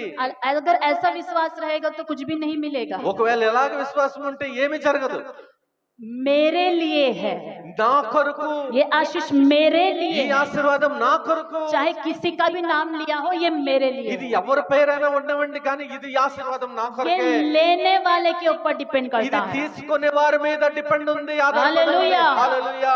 उसके पिता ने तो एसाव को ब्लेस कर ఆ दिया, తండ్రి అయితే ఏసావును ఆశీర్వదించాడు, लेकिन याकूब ने उसे ले लिया। కానీ యాకోబు లాక్కున్నాడు. ये मेरा है, ఇది నాది, ये मेरा है। ఇది నాది. हालेलुया। హల్లెలూయా. विश्वास के द्वारा हम ब्लेस होते हैं। విశ్వాసం ద్వారా మనం ఆశీర్వదించబడతాం. परमेश्वर की वाचाओं को विश्वास करने वाले ब्लेस होते हैं। దేవుని యొక్క వాగ్దానాలు విశ్వాసం ద్వారా విశ్వసించే వారు ఆశీర్వదించబడతారు. जो ये कहकर बैठेगा ये मेरे लिए नहीं है, मेरे लिए नहीं, उसे कुछ भी नहीं मिलेगा। ఎవరైతే నా కొరకు కాదు నా కొరకు అని కూర్చునే వారికి ఏమీ జరగదు. ठीक है, बाद में एसाव भी आ जाता है। తర్వాత ఏసావు వస్తుంటాడు, వచ్చాడు. उसके पिता कहता है कि मैंने तो पहले ही याकूब को ब्लेस कर दिया। తర్వాత తన తండ్రి అంటాడు, నేను ముందే యాకోబును ఆశీర్వదించేశాను. पिता ने ये नहीं बोला कि डरो मत, याकूब रहने से क्या होता, मैंने तुम्हें ही देखा था, तुम्हें ही मैंने दर्शन में देख के ब्लेस किया, ऐसा उसके पिता ने नहीं कहा। తండ్రి నువ్వెందుకు భయపడుతున్నావు, నిన్నే ఆశీర్వదించాను కదా, నిన్నే స్మరణలో ఆలోచించి నిన్నే ఆశీర్వదించాను కదా, భయపడని పని లేదని అనలేదు. उनके पिता ने क्या कहा कि मैंने उसे आशीष कर दिया है, वरन वो आशीष उसके ऊपर बना भी रहेगा। నేను అతను ఆశీర్వదించేశాను, ఆ ఆశీర్వాదం నిలిచే ఉంటదని చెప్పాడు. हालेलुया। हालेलुया। क्योंकि वो मोमेंट परमेश्वर की आत्मा का था। ఎందుకంటే ఆ మూమెంట్ దేవుని యొక్క ఆత్మ ద్వారా కల్పించబడ్డది. और उनके मुंह से जो भी बात आई प्रोफेटिकल आई थी। ఎందుకంటే అతని నోటి ద్వారా వచ్చిన అన్ని ప్రవచనాత్మకంగా మాటలే వచ్చాయి. उसके बाद में एसाव रोता है, దాని తర్వాత ఏసావు ఏడుస్తున్నాడు. उसके पिता ने एसाव को ब्लेस किया తన తండ్రి ఏసావును ఆశీర్వదించాడు. कि तू धनुधारी बनेगा, నువ్వు మంచి ధనధారిగా ఉంటావు, तुम अपने हथियार के बलबूते पर तू खड़ा होगा। నీ ఆయుధం యొక్క బలం మీదనే నువ్వు నిలబడతావు. जैसे उसके पिता ने ब्लेस किया, ఎలాగైతే తన తండ్రి అతను ఆశీర్వదించాడు. एसाव एक वीर की तरह जो है, एक योद्धा की तरह हमें नजर आता है। ఏసావు అలాగ ఒక యుద్ధ వీరుడిగా శూరుడిగా మనకు కనిపిస్తాడు. एसाव के बारे में बताया जाता है कि उसके पास सैनिक बल बहुत ज्यादा था। ఏసావు గురించి ఏమని చెప్పబడుతుంది, అతని దగ్గర సైనికుల యొక్క బలం చాలా ఉండేది. याकूब के पास कुछ भी नहीं था, लेकिन एसाव के पास तभी सैनिक बल था। యాకోబు దగ్గర ఏమీ లేదు, కానీ అప్పటికే ఏసావు దగ్గర సైనికుల బలం చాలా ఎక్కువగా ఉండేది. वो अपने बलबूते से अपने राज्य की स्थापना करता తన है। భుజ బలం మీద ఆధారపడి తన సైన్యాన్ని తన రాజ్యాన్ని పెంచుకున్నాడు. याकूब का खुद का लैंड नहीं था, लेकिन एसाव के पास खुद का एक देश था। కానీ యాకోబు దగ్గర సొంత ఒక స్థలమే లేదు, కానీ ఏసావు దగ్గర ఒక రాజ్యమే ఉంది. देखिए, जिसको परमेश्वर ने चुन लिया है उसके पास अभी तक कुछ भी नहीं आया, लेकिन एक व्यक्ति अपने बलबूते से ताकत से एक देश बना लेता है। చూడండి, దేవుడు ఆశీర్వదించిన వ్యక్తికి సొంతంగా ఇప్పటి వరకు ఏం అనుగ్రహించబడలేదు, కానీ ఒక వ్యక్తి, దేవుడు ఆశీర్వాదం లేని వ్యక్తి తన సొంత బలం మీద తన శక్తి మీద ఒక రాజ్యాన్ని ఒక దేశాన్ని సంపాదించుకున్నాడు. अगर उस वक्त चर्च होता तो, ఒకవేళ ఆ సమయంలో చర్చ్ ఉంటే, సంఘం ఉంటే, ध्यान से सुनेगा, अगर उस वक्त चर्च होता ధ్యానంగా तो, ఉండి ఆ సమయంలో సంఘం ఉంటే, चर्च के अंदर के कई विश्वासी ये बोलते, సంఘంలో ఉన్న ఎన్నో విశ్వాసులు ఏమంటారంటే, परमेश्वर चुन लिया, परमेश्वर चुन लिया बोल रहे हैं, దేవుడు ఎన్నుకున్నాడు అని అంటున్నారు. उसके पास क्या है, అతని దగ్గర ఏముంది? खुद का घर भी नहीं है। సొంత ఇల్లు లేదు. याकूब के बारे में बोल रहे, खुद का घर नहीं యాకోబు है। గురించి చెప్తున్నాను, సొంత ఇల్లు లేదు, हाँ, ढंग का जो है एक जमीन नहीं है। సొంతంగా ఒక స్థలము కూడా లేదు. बड़े बड़े प्रोफेसी उसके ऊपर हुए हैं। పెద్ద పెద్ద ప్రవచనాలు కూడా ఆయన మీద क्या పలకబడ్డాయి. कमाया है, क्या कमाया? ఏం సంపాదించాడు? परमेश्वर की दया है, परमेश्वर की दया है बोला, लेकिन क्या है उसके దేవుని पास? యొక్క దయ ఉంది, దేవుని యొక్క దయ ఉంది, కానీ అతని దగ్గర ఏముంది? हालेलुया। హల్లెలూయా. वो बोलते देखो एसाव को देखो। వాళ్ళు చెప్తారు, ఏసావును చూడండి. सबने बोला कि ये बर्थ राइट खो दिया है। అందరూ అన్నారు ఈయన జ్యేష్ఠత్వ హక్కును కోల్పోయాడని. सबने बोला कि वे बेचारी है, అందరూ అన్నారు ఈయన వ్యభిచారుడని, भ्रष्ट हो गया बोले, ఈయన భ్రష్టుడైపోయాడని చెప్పారు. अपनी मर्जी से शादी कर लिया తన बोले। సొంతంగా వివాహం చేసుకున్నాడని చెప్పారు. लेकिन देखो उसने क्या खड़ा किया है। చూడు ఎంతగా నిలబెట్టాడు. देखो उसका सैनिक बल को देखो। చూడండి దాని సైనిక బలాన్ని చూడండి. देखो एदोम नाम का एक देश खड़ा कर दिया है। చూడండి ఏదోము యొక్క దేశాన్ని నిలబెట్టాడు. चर्च होता तो जरूर जजमेंट पहले ही कर देता। చర్చ అయితే న్యాయం ముందే తీర్చేసేవారు. हालेलुया। హల్లెలూయా. परमेश्वर की आशीष देर से आती है। దేవుని యొక్క ఆశీర్వాదం కొంచెం ఆలస్యంగా వస్తాయి. ध्यान से सुनिएगा, परमेश्वर के चुन लिए वालों के ऊपर आशीष भले ही देर से आती है, దేవుడు ఎన్నుకున్న బిడ్డల మీద దేవుని యొక్క ఆశీర్వాదం ఆలస్యంగా వస్తాయి గాని, लेकिन वो शरीर की संतान से बहुत बड़ा आशीष होता కానీ है। అది శారీరకమైన సంతానం మీద కంటే అంతకంటే గొప్పగా ఉంటాయి. जिसको परमेश्वर ने चुन लिया है, जिसके ऊपर परमेश्वर का अनुग्रह हो गया है, उनको मनुष्य की दृष्टि में वो ब्लेसिंग जो बोल रहे हैं उससे कहीं गुना अधिक परमेश्वर की आशीष होती है। ఎవరి మీద దేవుని కృప ఉంటది, ఎవరినైతే దేవుడు ఎన్నుకున్నాడో వారి మీద ఒక విశేషమైన కృప ఆశీర్వాదాలు ఉంటాయి. అది మనం చూసే మనుషుల యొక్క చూపులతో మనం చూడలేము. जो परमेश्वर को दूर रख के मेरे ताकत से, मेरे बुद्धि से, मेरी पढ़ाई से, हाँ मैं करके दिखा दूंगा, करने वाले एसाव की तरह जरूर करेंगे। ఎవరైతే దేవుని దూరంగా ఉంచి నా శక్తితో నా బలంతో నేను చదువుకొని నేను మంచిగా సంపాదిస్తానని వారు అనుకుంటారు, చేస్తారు కూడా. याकूब के बच्चे बोलेंगे डैडी बड़ब्बा को देखो ना, कितना बड़ा ब्लेसिंग है उसके पास। యాకోబు చూసి తన కొడుకు అంటాడు, పెదనాన్న చూడు, नहीं, సారీ नहीं। పెదనాన్న చూడు ఎంతగా ఆశీర్వదించబడ్డాడు, ఎంతగా సంపాదించాడని.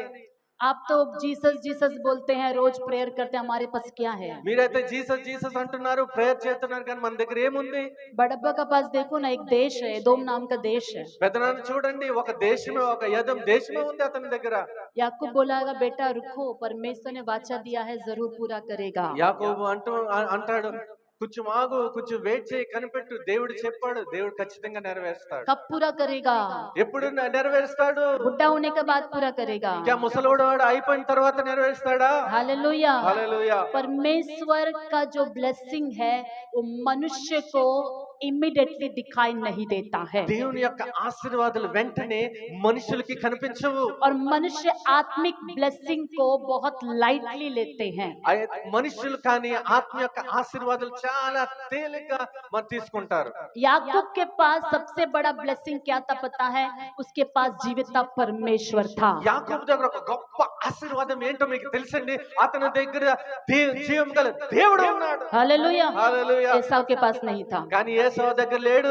दुनिया के लोग थे उसके पास, లోకం యొక్క ప్రజలు ఉన్నారు, दुनिया का सैनिक बल था उसके లోకం యొక్క पास, సైనికులు ఉన్నారు, బలం ఉంది, दुनिया का ज्ञान था उसके లోక पास, జ్ఞానం ఉంది అతని దగ్గర. कानानी लोग उसके मित्र थे, కనానీయుల స్నేహితులుగా ఉన్నారు, मिस्री लोग उसके मित्र थे, ఐగుప్తులు స్నేహితులుగా ఉన్నారు, अशूर के लोग उसके मित्र थे, అష్షూరీయుల యొక్క ప్రజలు అతని స్నేహితులుగా ఉన్నారు, अगल बगल के अन्य देश के राजा उसके मित्र थे। ఇరుగు పొరుగులను రాజులు అతని మిత్రులుగా ఉన్నారు. एदोम देश में वो बहुत बड़ा फेमस व्यक्ति था, ఏదోం దేశంలో చాలా ప్రఖ్యాతిగాంచిన వ్యక్తిగా एदोम ఉన్నాడు. देश का वो राजा था। ఏదోం దేశం యొక్క రాజుగా ఉన్నాడు. देखने वाले को सबको लगेगा कि एसाव ही ज्यादा ब्लेस्ड है। చూసే వారికి ఏమనిపిస్తుంది? ఏసావు ఎక్కువగా ఆశీర్వదించబడ్డాడు.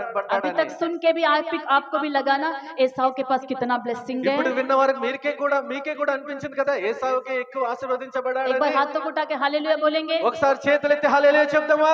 जोर से हालेलुया बोलेंगे, హల్లెలూయా. आमीन। ఆమేన్. जागते हुए वचन सुनिएगा। మెలకువగా ఉండి వాక్యం వినండి. अब हम देखेंगे कि एसाव के और बड़े-बड़े गलतियां क्या है। ఇంకా మనం చూద్దాం ఏసావుకి ఆ పెద్ద పెద్ద తప్పులు ఏమిటి.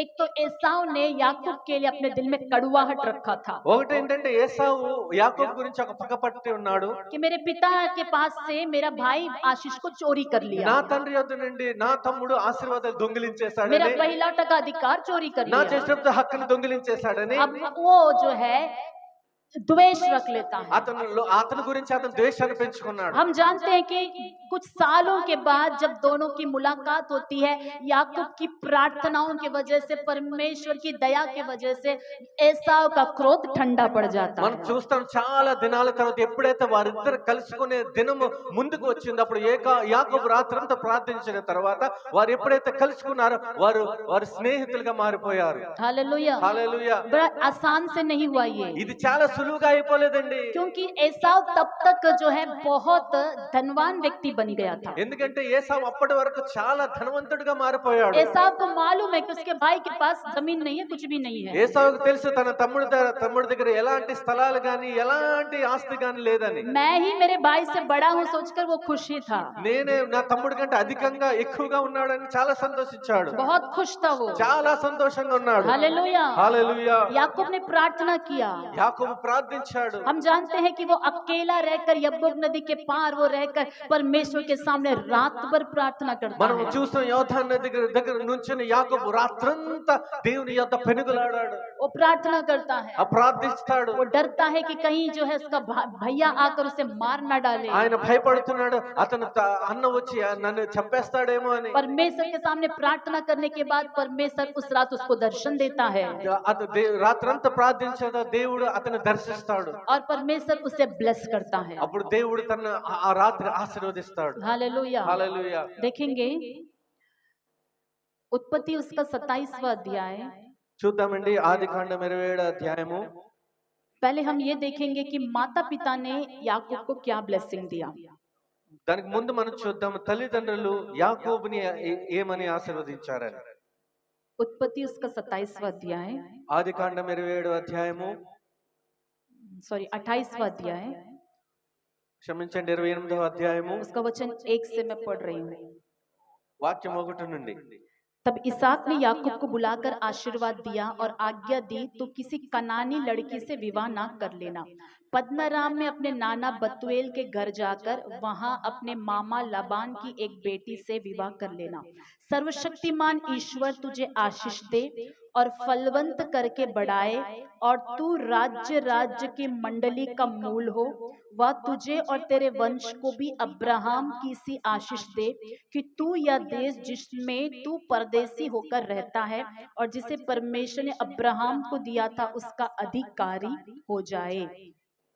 तो यहाँ पर हम देखते हैं कि उसका पिता इसहाक याकूब को अब्राहम की सी आशीष देता है। ఇక్కడ మనం చూస్తున్నాం యాకోబును ఇస్సాకు అబ్రహాం లాగా ఆశీర్వదించాడు. जिस वचन को हमने रोमियो की पुस्तक में पढ़ा ఈ వాక్యం అయితే మన రోమియోల పత్రికలో మనం చదివాము कि परमेश्वर जिसको चुन लेता है, परमेश्वर की दया जिसके ऊपर होती है, प्रभु की मर्जी है, जिस पर दया करना चाहता है, जिस पर करुणा करना चाहता है, वैसे प्रभु करता है। उसी दया से परमेश्वर ने याकूब को चुन लिया। మనం యాకోబు రోమియోల పత్రిక మనం చూస్తే దేవుడు ఎవరిని కనికరిస్తాడు, ఎవరి మీద జాలి చూపుతాడు, ఎవరి మీద దయ వస్తాడు, దేవుడు వారిని దయ చూపుతాడని మనం చూసాము. हालेलुया। హల్లెలూయా. हम जानते हैं कि परमेश्वर की दया किसके ऊपर हुई? याकूब के ऊपर हुई। మనకు తెలుసు దేవుని యొక్క దయ ఎవరి మీద వచ్చింది? యాకోబు మీద వచ్చింది. वो दया क्या है मैं बताना चाहती हूँ। ఆ దయ ఏమిటి అని నేను वो చెప్పబోతున్నాను. ग्रेस, वो अनुग्रह क्या है मैं बताना ఆ चाहती हूँ। కృప, ఆ గ్రేస్ ఏమిటి అని वो చెప్పబోతున్నాను. बुलाहट क्या है मैं ఆ बताना चाहती हूँ। పిలుపు ఏమిటి అని చెప్పబోతున్నాను. अब्राहम को परमेश्वर ने चुना అబ్రహాముని దేవుడు ఎన్నుకున్నాడు. और परमेश्वर कहता है कि मैं तुम्हें अनेक जातियों का पिता बनाऊंगा। అప్పుడు దేవుడు అతను చెప్తున్నాడు నీవు అనేక జన్మలకు తండ్రిగా గొప్ప జాతిగా మారుస్తానని అన్నాడు. सारे पृथ्वी के कुल तुम्हारे द्वारा ब्लेस होंगे। సమస్త జనులు నీ ద్వారా ఆశీర్వదించబడతారు. हालेलुया। హల్లెలూయా. अब्राहम को बुढ़ापे में एक बेटा पैदा होता है। అబ్రహాంకి వృద్ధాప్యంలో ఒక కుమారుడు జన్మించాడు. वो जो अब्राहमिक कवनेंट, परमेश्वर ने अब्राहम से जो वाचा बांधा, దేవుడు అబ్రహాముతో ఏదైతే నిబంధన చేశాడో वही वाचा परमेश्वर इसहाक से बांधता है। అదే నిబంధన దేవుడు ఇస్సాకుతో చేశాడు. इसहाक से भी कहता है कि तुम्हारे द्वारा सारे पृथ्वी के लोग आशीष पाएंगे, तो अनेक जातियों का पिता हो जाएगा। ఇస్సాకుతో కూడా అంటున్నాడు, నీవు అనేక జన్మలకు తండ్రిగా ఉంటావు, నువ్వు అనేక దేశంగా నువ్వు వ్యాపిస్తావని. हालेलुया। హల్లెలూయా. तो अब्राहम की आशीष किसके ऊपर चली गई? అయితే అబ్రహాం యొక్క ఆశీర్వాదం ఎవరి మీదకి వెళ్ళింది? इसहाक के ऊपर चली गई। ఇస్సాకు మీదకి వెళ్ళింది. वो बहुत बड़ा ब्लेसिंग है। అది చాలా గొప్ప పెద్ద ఆశీర్వాదం. वर्ल्ड के सारे देश एक व्यक्ति के द्वारा ब्लेस होने वाली है। ఎందుకంటే ప్రపంచమంతా ఒక్క వ్యక్తి ద్వారా ఆశీర్వదించబడబోతుంది. ये छोटा आशीष है कि बड़ा आशीष है? ఇది చిన్న ఆశీర్వాదమా పెద్ద ఆశీర్వాదమా? एक व्यक्ति को चुनकर बोलता है कि वर्ल्ड के सारे देश तुम्हारे द्वारा ब्लेस होंगे। ఒక వ్యక్తిని అనుకుని దేవుడు ఏమంటున్నాడు? ప్రపంచంలో ఉన్న దేశాలన్నీ నీ ద్వారా ఆశీర్వదించబడతాయి. अनेक जातियों का तू पिता बन जाएगा। అనేక జాతులకు నీవు తండ్రిగా పిలువబడతావు. वो ब्लेसिंग सीधा चला गया उसके बेटे के पास। ఆ ఆశీర్వాదం డైరెక్ట్ గా వెళ్ళిపోయింది తన కుమారుని మీదకి. अभी इसहाक के 2 बच्चे हुए। ఇప్పుడు ఇస్సాకు ఇద్దరు కుమారులు పుట్టారు. ये अब्राहम से की गई वाचा कंटिन्यू अब जाना है तो किस में जाना है? ఇప్పుడు అబ్రహాం యొక్క ఆశీర్వాదం కంటిన్యూగా వెళ్ళాలంటే ఎక్కడికి వెళ్ళాలి? ఎవరి మీదకి రావాలి? एसाव भी है, याकूब भी है। ఏసావు కూడా ఉన్నాడు, యాకోబు కూడా अब ఉన్నాడు. दोनों में से किसको चुनना है कि पूरे वर्ल्ड का ब्लेसिंग व्यक्ति बनाना है? అయితే వీళ్ళిద్దరు ఎవరిని ఎన్నుకోవాలి? మొత్తం వరల్డ్ కి ఆశీర్వాదకరంగా ఉండాలని. परमेश्वर की दया याकूब के ऊपर हो गई। దేవుని యొక్క దయ యాకోబు మీదకి వచ్చింది. क्यों हो गई? ఎందుకు వచ్చింది?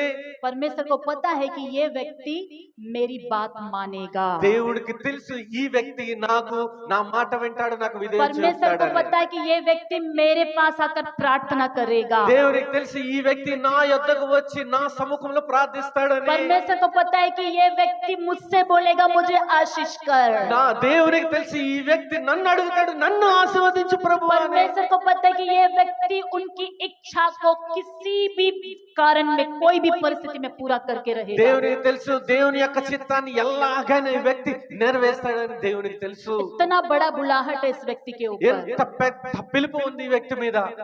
मुफ्त में नहीं आया। అలా అది ఫ్రీగా రాలేదు. అది रोमियो की पुस्तक में पढ़ेंगे तो लगेगा कर्मों से नहीं मिलता आशीष, जो है बुलाने वाले के द्वारा मिल जाता है। पढ़ के लगेगा यूं ही आशीष मिल गया। అది మనం రోమిలో చేస్తున్నాం. అది వారి యొక్క కార్యాలలో రాలేదు కానీ వారి యొక్క దేవుడు ఇచ్చే వారి మీద ఉంది. అయితే మన అలాగే ఆశీర్వాదాలు రాలేదు ఇక్కడ. हालेलुया। హల్లెలూయా. एसाव का 40 इयर्स आते उसने शादी कर लिया। ఏసావు 40 సంవత్సరాలు వచ్చినప్పటికే వివాహం చేసుకున్నాడు.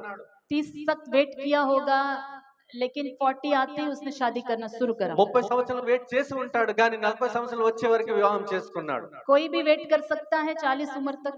ఎవరైనా వెయిట్ చేయగలుగుతారా 40 సంవత్సరాల వరకు? बहुत गिने चुने लोग ही कुछ कारणों से रुक जाते हैं। ఎవరో కొంతమంది లెక్క పెట్టవచ్చు, వాళ్ళే వెయిట్ చేస్తారు. हालेलुया। హల్లెలూయా. इस व्यक्ति के पास पैसा है, सब कुछ है, धन है, सब कुछ है, इसने अपने मन मर्जी से शादी कर लिया। ఈ వ్యక్తి దగ్గర అన్ని ఉన్నాయి, ధనం సంపాదన అన్ని ఉన్నాయి, తన ఇష్టానుసారంగా వివాహం చేసుకున్నాడు. एसाव को जब 40 उम्र था, याकूब को भी कितना उम्र था?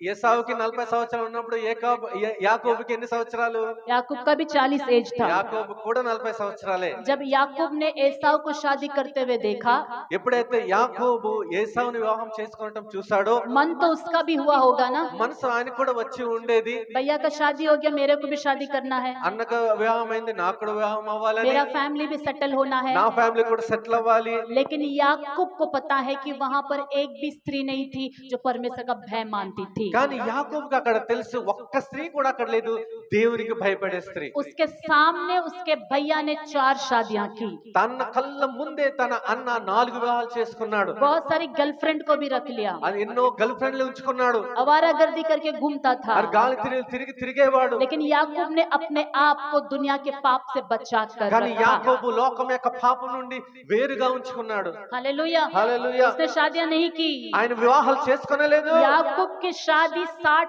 साल पूरा होने के बाद होता है। యాకోబు యొక్క వివాహం 60 సంవత్సరాలు పూర్తయిన తర్వాత వివాహం అయింది. और यहाँ पर मैरिज सिर्फ फैमिली लाइफ के लिए नहीं है मैरिज, ఇక్కడ వివాహం కేవలం ఫ్యామిలీ లైఫ్ కొరకు వివాహాలు కాదు. ఇక్కడ परमेश्वर का जो वाचा है उससे संबंधित है शादी। దేవుని యొక్క వాగ్దానంతో ఇమిడి ఉంది వివాహము. अब्राहम की वाचा यदि याकूब में पूरा होना है तो ఒకవేళ అబ్రహాము యొక్క ఆశీర్వాదం యాకోబులో పూర్తి అవ్వాలంటే वही स्त्री याकूब के जीवन में आना है जो परमेश्वर की चुनी हुई हो। ఆ స్త్రీయే రావాలి, ఏ స్త్రీని అయితే దేవుడు ఎన్నుకున్నాడో. हालेलुया, హల్లెలూయా. क्योंकि वो जनरेशन कंटिन्यू बढ़ते जाना है। ఎందుకంటే ఆ జనరేషన్ కంటిన్యూగా ఎదగాలి. कौन सा जनरेशन? ఏ జనరేషన్ అది? जिस जनरेशन में प्रभु यीशु मसीह पैदा होना है। ఏ జనరేషన్ లో మన ప్రభు అయిన యేసు ప్రభు పుట్టాలో. याकूब 60 एज तक वेट करता है। యాకోబు 60 సంవత్సరాల వరకు వెయిట్ చేశాడు. अब बोलिए चुन लिए जाना का जो आशीष है क्या यूं ही आ जाता है? ఇప్పుడు చెప్పండి, ఎన్నుకునే వారి మీద ఆశీర్వాదాలు అలాగే వచ్చేస్తాయా? याकूब को सैक्रिफाइस करना पड़ा। యాకోబు అక్కడ త్యాగం చేయబడ్డాడు. 60 उम्र से भी ज्यादा साल तक उसको इंतजार करना पड़ा। ఎందుకంటే వయసు వచ్చే సంవత్సరాల కంటే వివాహం చేసుకున్న సంవత్సరం ఇంకా అధిక సంవత్సరాలు వెయిట్ చేయవలసి వచ్చింది. क्या ये आसान है? ఇది సులువా? बोलिए क्या ये आसान है? ఇది చాలా సులువు అంటారండి. परमेश्वर का जिसके ऊपर बड़ा उद्देश्य होता है, దేవుడు ఎవరి మీద అయితే గొప్ప ఉద్దేశం కలిగి ఉంటాడో, जो परमेश्वर के मार्गों में चलते हैं, ఎవరైతే దేవుని మార్గంలో నడుస్తారో वो रास्ता आसान नहीं होता ఆ है। మార్గం అంత సులువైనది కాదు. देखने वाले सारे लोग बोले होंगे, చూసేవారు చాలా చాలా ఎన్నో అని ఉంటారు. एसाव के बच्चे भी मजाक उड़ाए होंगे, ఏసావు యొక్క పిల్లలు కూడా హేళన చేసి ఉంటారు. एसाव के बच्चों की भी शादी हो गई ఏసావు होगी, యొక్క పిల్లలకు కూడా వివాహం అయి ఉండేదేమో, लेकिन याकूब की शादी नहीं हुई। కానీ యాకోబుకి వివాహం కాలేదు. हालेलुया, హల్లెలూయా. प्रभु की इच्छा के लिए वेट कर रहा था, ప్రభు యొక్క ఉద్దేశం కొరకు కనిపెట్టాడు. परमेश्वर का समय के लिए वेट कर దేవుని रहा యొక్క था। సమయం కొరకు కనిపెట్టాడు. ये आसान बात नहीं ఇది है। సులువైనది కాదండి. चुन लिए जाने से आशीष आती है, चुन लिए जाने से प्रभु का अनुग्रह मिलता है, लेकिन परमेश्वर का जो मार्ग में जो खड़े रहते हैं उसी के ऊपर परमेश्वर का ब्लेसिंग उतर कर आता है। ఎన్నుకునే వారి మీద ఆశీర్వాదం వస్తుంది, ఎన్నుకునే వారి మీద ఆశీర్వాదం వస్తుంది కాదు. కానీ ఆయనలో నిలబడితే, ఆయన చిత్తం కొరకు నిలబడితేనే ఆశీర్వాదాలు వస్తాయి. अगर याकूब वहां पर फेल हो जाता, ఒకవేళ యాకోబు అక్కడ ఫెయిల్ అయిపోతే अब्राहमिक कवनेंट तो वहीं पर रुक जाता। అబ్రహాం యొక్క కవనెంట్ నిబంధన అక్కడి నుంచి ఆగిపోయేది. हालेलुया, హల్లెలూయా. लेकिन याकूब परमेश्वर के अधीन हुआ కానీ యాకోబు దేవునికి విధేయుడయ్యాడు. और उसने जो है सही स्त्रियों से शादी किया। అతను ఒక కరెక్ట్ అయిన స్త్రీలతో వివాహం చేసుకున్నాడు. वहां पर एक ही से शादी होना था, लेकिन 2 शादियां हो गई। అక్కడ ఒక్కరితోనే వివాహం జరగవలసింది, కానీ ఇద్దరితోనే వివాహం జరిగింది. परमेश्वर ने लिया को चुन लिया था। దేవుడు లేని అనుకున్నాడు. आमीन। ఆమేన్. परमेश्वर का चुनाव अलग है। దేవుని యొక్క ఎన్నిక వేరేగా ఉంటది. रेचल देखने में सुंदर थी, రాహేలు చూడటానికి అందంగా ఉంది. लेया देखने में ज्यादा सुंदर లేయా नहीं थी, చూడటానికి అంత అందంగా లేదు. लेकिन राहेल के अंदर मूर्ति पूजा छुपी हुई थी। కానీ రాహేలులోన విగ్రహం యొక్క ఆరాధన దాగి ఉంది. आमीन। ఆమేన్. अगर हम चुनेंगे तो किसको चुनेंगे? మనం ఎన్నుకుంటే ఎలాగ ఎన్నుకుంటాం? अरे याकूब ने तो प्यार करके शादी किया, యాకోబు అయితే ప్రేమించి వివాహం చేసుకున్నాడు. राहेल ही बेस्ट है, రాహేలే బెస్ట్. ये लेया तो बेकार है, ఈ లేయా అయితే అనవసరం. लेकिन परमेश्वर को पता है। కానీ దేవునికి తెలుసు, देखने में सुंदर है, చూడటానికి అందంగా ఉంది, अंदर में मूर्ति पूजा छुपा కానీ है। లోన విగ్రహారాధన ఉంది. लेकिन लेया देखने में सुंदर नहीं లేయా है, చూడటానికి అందంగా లేదు, लेकिन కానీ अंदर परमेश्वर का भय छुपा हुआ కానీ है। లోన దేవుని యొక్క భయం ఉంది. फिर परमेश्वर का अनुग्रह लेया के ऊपर हो అందుకే गया। దేవుని యొక్క కృప లేయా మీద వచ్చింది. हालेलुया। హల్లెలూయా. अब बोलिए कि परमेश्वर का अनुग्रह कैसे आता है? ఇప్పుడు చెప్పండి, దేవుని యొక్క కృప ఎలాగ వస్తుంది? जो परमेश्वर का भय मानता है, ఎవరైతే దేవునికి భయపడతారో, जो परमेश्वर के अधीन होता ఎవరైతే है, దేవునికి విధేయత जो परमेश्वर से अनुग्रह मांगता ఎవరైతే है, దేవుని కృప కొరకు जो కనిపెడతారో, परमेश्वर के लिए इंतजार करता ఎవరైతే है, దేవుని కొరకు కనిపెడతారో उनके ऊपर परमेश्वर का अनुग्रह उतर कर వారి आता మీద है। దేవుని యొక్క కృప దిగి వస్తుంది. हालेलुया। హల్లెలూయా. राहेल की आशीष टेम्पररी थी, రాహేల్ యొక్క ఆశీర్వాదాలు కేవలం టెంపరీ కొన్ని దినాల కొరకే. एसाव की आशीष भी टेम्पररी थी। ఏసావుకి ఆశీర్వాదాలు కొరకు కొన్ని దినాల కొరకే. देखेंगे एसाव की आशीष कब तक रही। చూద్దామండి ఏసావుకి ఆశీర్వాదాలు ఎప్పటి వరకు ఉన్నాయి. भजन संहिता 137, కీర్తన గ్రంథం 137. भजन संहिता 137।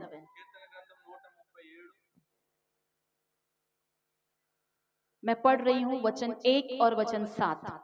వాక్యం 1 వాక్యం 2 बेबीलोन की नहरों के किनारे हम लोग बैठ गए और सियोन को स्मरण करके रो पड़े।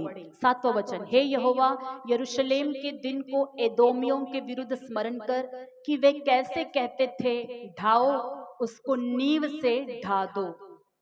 మొదటి వాక్యం, బబులోను నదుల యొద్ద కూర్చుండి ఉన్నప్పుడు మనము సియోనును జ్ఞాపకం చేసుకొని ఏడ్చిచుంటిమి.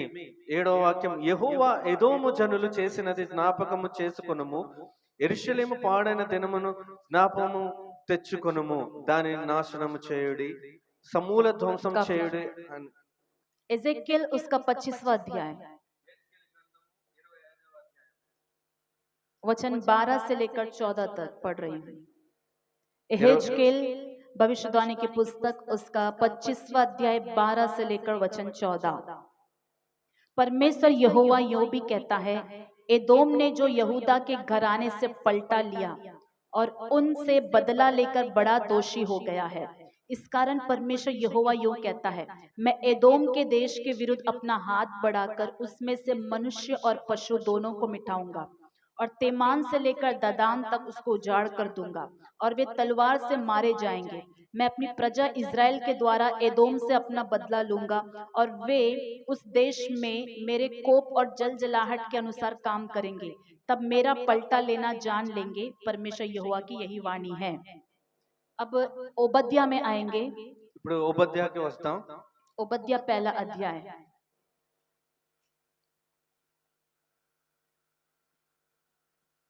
మొదటి అధ్యాయము ओबद्या पहला अध्याय उसका वचन 8 से लेकर 14 तक मैं पढ़ रही हूँ। ओबद्या पहला अध्याय वचन 8 से लेकर 14 तक। यहोवा की यह वाणी है, क्या मैं उस समय एदोम में से बुद्धिमानों को और एसाव के पहाड़ में से चतुराई को नष्ट ना करूंगा? हे तेमान, तेरे शूरवीरों का मन कच्चा हो जाएगा और यहोवा और यूं एसाव के पहाड़ पर का हर एक पुरुष घात होकर नष्ट हो जाएगा। हे एसाव, उस उपद्रव के कारण जो तूने अपने भाई याकूब पर किया, तू लज्जा से ढपेगा और सदा के लिए नाश हो जाएगा। जिस दिन परदेसी लोग उसकी धन संपत्ति छीन कर ले गए और पराये लोगों ने उसके फाटकों से घुसकर यरूशलेम पर चिट्ठी डाली, उस दिन तू भी उनमें से एक था, परंतु तुझे उचित नहीं था कि तू अपने भाई के दिन में अर्थात उसकी विपत्ति के दिन में उसकी ओर देखता रहता और यहूदियों के विनाश के दिन उनके ऊपर आनंद करता और उनके संकट के दिन बड़ा बोल बोलता। तुझे उचित नहीं था कि मेरी प्रजा की विपत्ति के दिन तू उसके फाटक में घुसता और उसकी विपत्ति के दिन उसकी दुर्दशा को देखता रहता और उसकी विपत्ति के दिन उसकी धन संपत्ति पर हाथ लगाता। तुझे उचित नहीं था कि तुरमुहाने पर उसके भागने वालों को मार डालने के लिए खड़ा होता और संकट के दिन उसके बचे हुओं को पकड़ाता। तेलुगु में पढ़ने की जरूरत नहीं। तो इन तीनों जो है पुस्तकों में हम एक बात को देखते हैं। ఈ మూడు గ్రంథాల్లో మనం ఒక మాటను ఏం చూస్తున్నామంటే, एदोम जो है यहूदा और इज़राइल के विरोध में काम करता है। ఏదోము యెహూదా और ఇజ్రాయెల్ దేశానికి విరోధంగానే పనిచేసింది. एदोम यानी एसाव का देश। ఎదోం అంటే ఏసావు యొక్క దేశం. एसाव का दो नाम है, एक नाम एदोम है, एक नाम एसाव है। ఏసావు యొక్క రెండు పేర్లు, ఒక పేరు ఏసావు, ఒక పేరు ఏదోము. तो उसके देश का नाम, उसके निकनेम एदोम पर उसका देश का नाम पड़ गया। అతని దేశం పేరు ఆ నిక్ నేమ్ పేరు మీద ఏదోం అనే పిలువబడ్డాది. परमेश्वर का अनुग्रह एसाव के ऊपर काफी समय तक था। దేవుని యొక్క కృప ఏసావు మీద చాలా సమయం వరకు ఉంది. वो बलवा करने पर भी, व्यभिचार करने पर भी, पहिलौठे का अधिकार खो जाने से भी परमेश्वर की कृपा दृष्टि, क्योंकि वो जो है इसहाक का बेटा है, परमेश्वर ने उसे भी ब्लेस किया।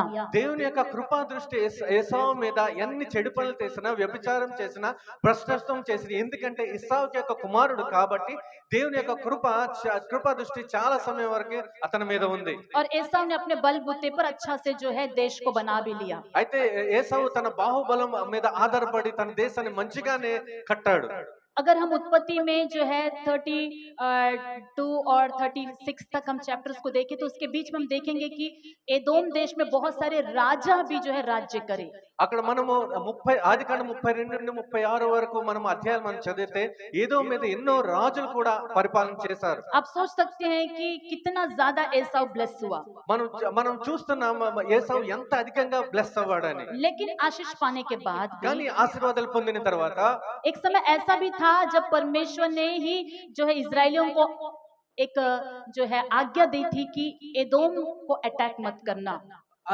మనం ఏం చూస్తున్నామంటే కొన్ని సమయాల్లో దేవుడు ఏమని ఇజ్రాయెల్ సెలవిచ్చాడంటే ఏదో దేశం మీద వారి మీద యుద్ధానికి పోవద్దని దేవుడు సెలవిచ్చాడు. वे भी तुम्हारे जाति भाई है, उनके जो है सीमा में बिल्कुल जाना मत। వారు కూడా నీకు అన్నదమ్ములతో సమాధానం వారి మీద యుద్ధానికి పోవద్దని.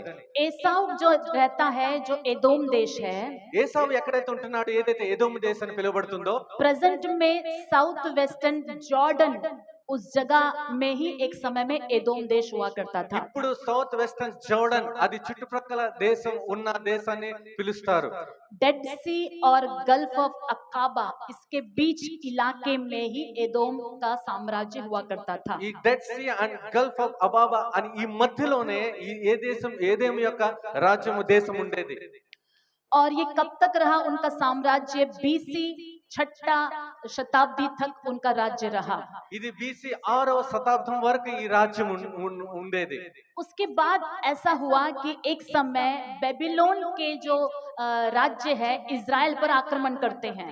అప్పుడు ఆ సమయాన్ని ఏం జరిగింది, బెబిలోన్ యొక్క రాజ్యం ఇజ్రాయెల్ మీద దేశం మీద యుద్ధానికి వచ్చింది. हम जानते हैं कि इजराइल को बंदी बनाकर बेबीलोन ले जाया गया। మనకు తెలుసు ఇజ్రాయెల్ దేశాన్ని ఇజ్రాయెల్ ప్రజలను బంధించి బబులోన్ దేశానికి తీసుకువెళ్ళిపోయారు. उस समय इजराइल परमेश्वर के विरोध में चल रहे थे, इसलिए परमेश्वर उनको पनिशमेंट दिया। ఎందుకంటే ఇజ్రాయెల్ ప్రజలు దేవునికి విరోధంగా నడిచేవారు, అందుకే ఇజ్రాయెల్ ప్రజలను వారికి అప్పగించాడు. अब जिन वचनों को हमने ओबद्या में, एजेकिएल में और भजन संहिता में पढ़ा, ఏదైతే కీర్తన గ్రంథం, ఏజ్కేల్ గ్రంథం, ఓబద్య గ్రంథంలో మనం ఏ వాక్యాలైతే మనం చదివామో एसाव के लोग क्या करते हैं? ఏసావు యొక్క ప్రజలు ఏం చేస్తున్నారంటే उनके भाई लोगों को जब शत्रु आकर बंदी बनाने के लिए आए, ఎప్పుడైతే వారు అన్నదమ్ములు ఎప్పుడైతే శత్రువులు వచ్చి బంధించి తీసుకెళ్లిపోతున్న సమయంలో बाइबल बताती एसाव ने बेबीलोन के राजा को मदद किया।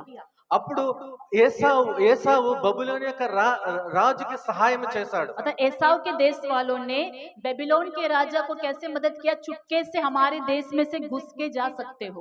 అప్పుడు ఏదోము యొక్క అక్కడ ప్రజలు ఏసావు ద్వారా ఏర్పరిచిన దేశాన్ని ఏమన్నారంటే బబులోను వారు మా దేశం గుండా ఆ ఇజ్రాయెల్ దేశాన్ని మీద అటాక్ చేయడానికి వెళ్ళవచ్చని దారి ఇచ్చారు. इजराइल में बेबीलोन अटैक करना है तो किसी देश में से होकर जाना है। ఇజ్రాయెల్ మీద యుద్ధానికి వెళ్ళాలంటే ఏదో ఒక దేశాన్ని నుంచే వెళ్ళాలి.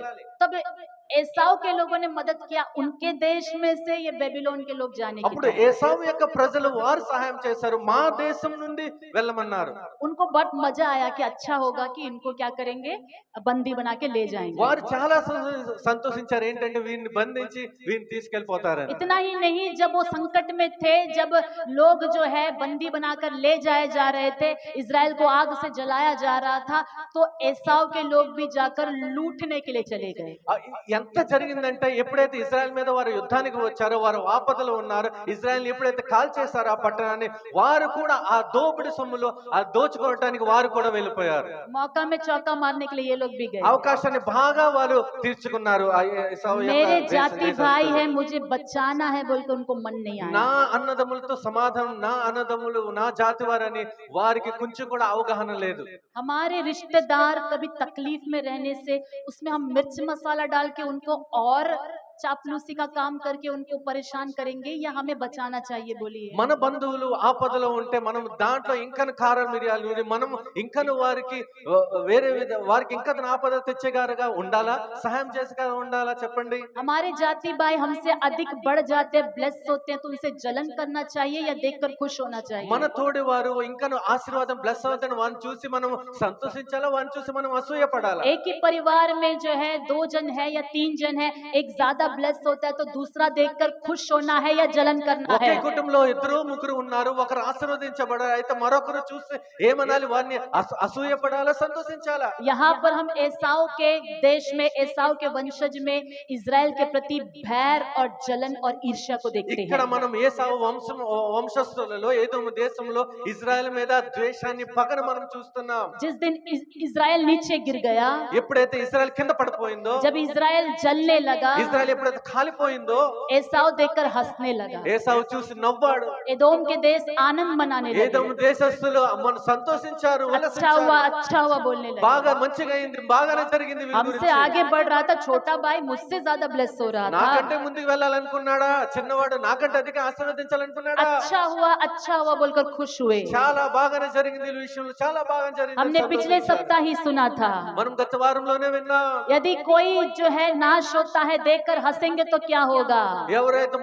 ఎవరైనా నాశనం అయితే వారిని చూసి నవ్వుతే ఏం జరుగుతుందని, कोई संकट में है, उनके संकट में मदद करे बिना उनके लिए और नुकसान का काम करेंगे तो क्या होगा। हमने पिछला सप्ताह सुना ఎవరు था। ఆపదలో ఉన్నారు, వారికి సహాయం చేసుకోనకుండా ఇంకను వారికి నొప్పించేలాగా చేస్తే ఏం జరుగుతుందో మనం చూసాం. उसी बेबीलोन ने एसाव के ऊपर भी वार किया, అదే అదే బెబిలోన్, एसाव के देश के ऊपर भी वार किया। అదే బెబిలోన్ దేశం ఎదోము యొక్క దేశం మీద కూడా యుద్ధానికి వెళ్ళింది. BC 6 में एदोम देश पूरी तरह से नाश हो गया। BC 6వ శతాబ్దంలో ఎదోము యొక్క దేశం పూర్తిగా నాశనం అయిపోయింది. कितना नाश हुआ मैं आपको बताती हूँ। ఎంతగా నాశనం అయిందో నేను చెప్తున్నానండి. South western Jordan, south western Jordan, యోర్దాను, आज वहाँ खंडर ही खंडर है। అక్కడ కేవలం కేవలం ఖాళీ స్థలమే, అక్కడ ఏమీ లేదు, అక్కడ ఎడారి లాగానే ఉంది అక్కడ. हालेलुया। హల్లెలూయా. एदोम नाम का देश आज नहीं है, ఎదోము యొక్క దేశం యొక్క పేరు ఈ రోజు లేదు. और वहाँ के जो लोग हैं जान बचाने के लिए कुछ इज़राइल में यहाँ वहाँ तितर बितर होके सेटल होके रहते हैं। అక్కడ ఉన్న ప్రజలు కొంతమంది ఇజ్రాయెల్ కి, కొంతమందికి ఇక్కడికి అక్కడ చెదిరిపోయి అక్కడ నివాసం ఉన్నారు. परमेश्वर का भय जिसके अंदर नहीं होता है, దేవుని యొక్క భయం ఎవరిలో అయితే లేకపోతే, अपनी शक्ति और बलबूते से कोई खड़ा भी हो जाए, తన శక్తి మీద తన బలం మీద ఎవరు నిలబడినా, अगर प्रभु का अनुग्रह एक व्यक्ति के ऊपर नहीं है तो ఒకవేళ దేవుని యొక్క కృప ఒక వ్యక్తి మీద లేకపోతే, कितना भी ऊपर बढ़ जाए ఎంత పైకి ఎదిగిపోయినా एक दिन वो गिर जाएगा। ఒక దినాన్ని ఆయన పడిపోతాడు. एसाव की जिंदगी में वो देखते हैं, ఏసావు యొక్క జీవితంలో అదే చూసాం. आज एसाव का कोई देश नहीं है, ఈ రోజులో ఏసావు యొక్క ఏ దేశం కూడా మిగలలేదు. एदोम नाम का कोई देश मैप में नहीं है। ఏదో దేశం మేపలో ఎక్కడ కనిపించదు. डेड सी से लेकर अकाबा तक पूरा निर्जन प्रदेश है। ఎందుకంటే బెత్షెబా నుండి अकाबा అనే దేశం వరకు పూర్తిగా ఎడారి, పూర్తిగా అరణ్యంలాగా ఉంది అక్కడ. एक मनुष्य भी आज वहाँ नहीं रहते हैं, ఒక్క మనిషి కూడా అక్కడ నివాసం ఉండలేదు అక్కడ. लेकिन याकूब की आशीष देर से आई। కానీ యాకోబు యొక్క ఆశీర్వాదం ఆలస్యంగా వచ్చింది. बोलेंगे परमेश्वर की आशीष देर से आती है, దేవుని చెప్పండి, దేవుని యొక్క ఆశీర్వాదాలు ఆలస్యంగా వస్తాయి. अनुग्रह से मिली आशीष भले ही देर से आती है, కృపతో ఆశీర్వాదం ఆలస్యంగా వస్తాయి కానీ लेकिन वो हमेशा के लिए बनी रहती కానీ है, ఎప్పటికీ నిలిచే ఉంటాది. क्योंकि अनुग्रह परमेश्वर अनुग्रह के ऊपर अनुग्रह देते जाता है। ఎందుకంటే దేవుడు కృప వెంబడి కృపను ఇచ్చేవాడు. यदि परमेश्वर किसी को चुन लेता है, కానీ దేవుడు ఎవరినైనా ఎన్నుకుంటే परमेश्वर उसका हाथ नहीं छोड़ता है। దేవుడు వాని చెయ్యి విడువడు. परमेश्वर ने याकूब को चुन लिया, దేవుడు యాకోబుని ఎన్నుకున్నాడు. उस याकूब को परमेश्वर ने इज़राइल बनेगा करके उसे आशीष दिया। ఆ యాకోబుని దేవుడు ఇశ్రాయేల్ అయిన వరకు ఆశీర్వదించాడు. परमेश्वर ने जब उसको इज़राइल बोलकर आशीष दिया था, उसके पास एक जमीन का टुकड़ा भी नहीं था। దేవుడు ఎప్పుడైతే యాకోబుని ఇశ్రాయేల్ గా ఆశీర్వదించాడో అప్పుడు ఆ భూమిలో ఒక బొక్క కూడా అతని యొద్ద లేదు ఆ సమయాన. लेकिन एक समय आया, కానీ ఒక సమయం వచ్చింది, जो कनान देश जो है अन्य जातियों का देश था, ఏ దేశం అయితే కనాను యొక్క దేశం, అన్యజనుల యొక్క దేశమో, उसी देश को परमेश्वर ने इज़राइल को दे दिया। ఆ దేశాన్ని ఇజ్రాయెల్ దేశస్థులకి ఇచ్చేశాడు. याकूब के 12 बच्चों को परमेश्वर ने वो जगह दे दिया। యాకోబు యొక్క 12 కుమారులకు ఆ దేశాన్ని ఇచ్చాడు. जिस हिसाब के बच्चे याकूब के बच्चों को देखकर हंसते थे कि तुम्हारे पास क्या है, तुम लोगों के पास क्या है, उनको परमेश्वर ने एक देश दे दिया। ఏసావు కుమారులు నీ దగ్గర ఏముంది, నీకు దగ్గర ఏముంది, యాకోబుని అయితే ఎలాగ హేళన చేశారు, చేశారో ఆయన దగ్గర మొత్తం దేశమే దేవుడు ఇచ్చేశాడు. हालेलुया। హల్లెలూయా. वो आशीष आज तक बनी हुई है। ఆ ఆశీర్వాదం ఈ రోజు వరకు నిలిచి ఉంది. वो एक देश के द्वारा पूरा वर्ल्ड ब्लेस हो रहा ఆ है। ఒక్క దేశం మూలంగా మొత్తం ప్రపంచం దేశాలన్నీ ఆశీర్వదించబడుతున్నాయి. अब मैं थोड़ा डिटेल में बताऊंगी कि इजराइल का ब्लेसिंग क्या है। ఇప్పుడు కొంచెం నేను డీటెయిల్ గా చెప్తున్నాను ఇజ్రాయెల్ యొక్క ఆశీర్వాదాలు ఎలాగున్నాయి. आज के तारीख में इजराइल देश का पोजीशन क्या है, ब्लेसिंग क्या है, वर्ल्ड को कैसे उन्होंने कब्जा किया हुआ है, या पूरे पृथ्वी के ऊपर कैसे वो ब्लेसिंग का कारण बन गए, कुछ बातों को मैं ఈ बताऊंगी। రోజుల్లో ఈ డేట్ నా ఇజ్రాయెల్ దేశం ఎలాగుంది, వారి ఆశీర్వాదాలు ఎలాగున్నాయి, వారి పట్టు మిగతా దేశాల మీద ఎలాగున్నాయి, వారి స్థానం ప్రపంచ మొత్తం దేశంలో ఏ స్థానం వారికి ఉందని మనం చూడబోతున్నాం. इजराइल देश देखने में बहुत छोटा सा देश है। ఇజ్రాయెల్ దేశం చూడటానికి చాలా చిన్న దేశమే. हमारे देश में मिजोरम स्टेट आपको पता है, మన దేశంలో మిజోరం స్టేట్ తెలుసు కదండి. नॉर्थ ईस्ट में मिजोरम నార్త్ ఈస్ట్ లో छोटा सा स्टेट है। చిన్న స్టేటే మన దేశంలో. उतना ही रहेगा इजराइल देश, అంతే ఉంటది మన ఇజ్రాయెల్ దేశం కూడా. मिजोरम के उतना। మిజోరం లాగే. और इजराइल देश में जो जनसंख्या है, ఇజ్రాయెల్ దేశంలో ఆ జనసంఖ్య ఎంతంటే జనాభా సంఖ్య 1 करोड़ लोगों से भी कम है। 1 కోటి కంటే తక్కువ మంది. और आपको पता है आंध्रा में कितने करोड़ रहते हैं? మీకు తెలుసండి ఆంధ్రాలో ఎంత కోట్ల మంది ప్రజలు ఉన్నారు? 5 करोड़ से भी ज्यादा। 5 కోట్ల మంది కంటే ఎక్కువ. మన ఆంధ్ర రాష్ట్రంలో 5 కోట్ల కన్నా ఎక్కువ జనాభా ఉంటున్నారు। और इजराइल देश में 1 करोड़ से भी कम लोग हैं। కానీ ఇజ్రాయెల్ దేశంలో 1 కోటి కంటే తక్కువ మంది. परमेश्वर को मनुष्य के बल से कुछ काम नहीं है। దేవుడు మనుషుల బలంతో ఏం పని లేదు. परमेश्वर एक झुंड के साथ है, वो छोटा झुंड होने से भी काफी है। దేవునికి ఒక సమూహం ఉందా? ఒక చిన్న సమూహమైన దేవునికి చాలు. हालेलुया। హల్లెలూయా. आंध्र से 7 से 8 गुना, आंध्रा इजराइल से 7 से 8 गुना बड़ा है एरिया में। ఎందుకంటే ఆ ఏరియాలో కూడా ఆంధ్ర ఇజ్రాయెల్ కంటే 7-8 అంతల కంటే చాలా విశాలం. 7 రెట్లు రెట్లు పెద్దది విశాలం. इजराइल का नया ఏది ఆంధ్ర। अब सोचे कितना छोटा है इजराइल। ఆలోచించండి ఎంత చిన్న దేశం ఇజ్రాయెల్. स्क्वायर मीटर में यदि हम देखें तो ఒకవేళ స్క్వేర్ మీటర్ లో కూడా మనం చూస్తే इजराइल का जो टोटल स्क्वायर मीटर है 22,072 इतना ही एरिया स्क्वायर मीटर है। ఆ స్క్వేర్ మీటర్ లో 22,072 స్క్వేర్ మీటర్లే ఉంది. और स्थलम। आंध्रा का जो स्क्वायर मीटर है 1,62,975 स्क्वायर मीटर। ఆంధ్ర యొక్క అది మొత్తం విశాల స్థలం 62,000। 1,62,975 స్క్వేర్ మీటర్లు. हालेलुया। आप समझ गए कितना छोटा इजराइल देश। మీకు తెలుసండి ఎంత చిన్న దేశం. एक दास ने ऐसा बोला, ఒక దేవుని యొక్క సేవకుడు ఏమన్నాడంటే अगर जेट फ्लाइट जो है इजराइल के ऊपर से क्रॉस करना है तो ఒకవేళ జెట్ ఫ్లైట్ ఇజ్రాయెల్ దేశం మీద నుండి క్రాస్ అవ్వాలంటే मतलब इजराइल का एक कोना से एक कोना तक जेट फ्लाइट क्रॉस करना है तो ఇజ్రాయెల్ ఈ మూల నుండి ఆ మూలగా క్రాస్ అవ్వాలంటే जेट फ्लाइट को सिर्फ 3 मिनट लगेगा।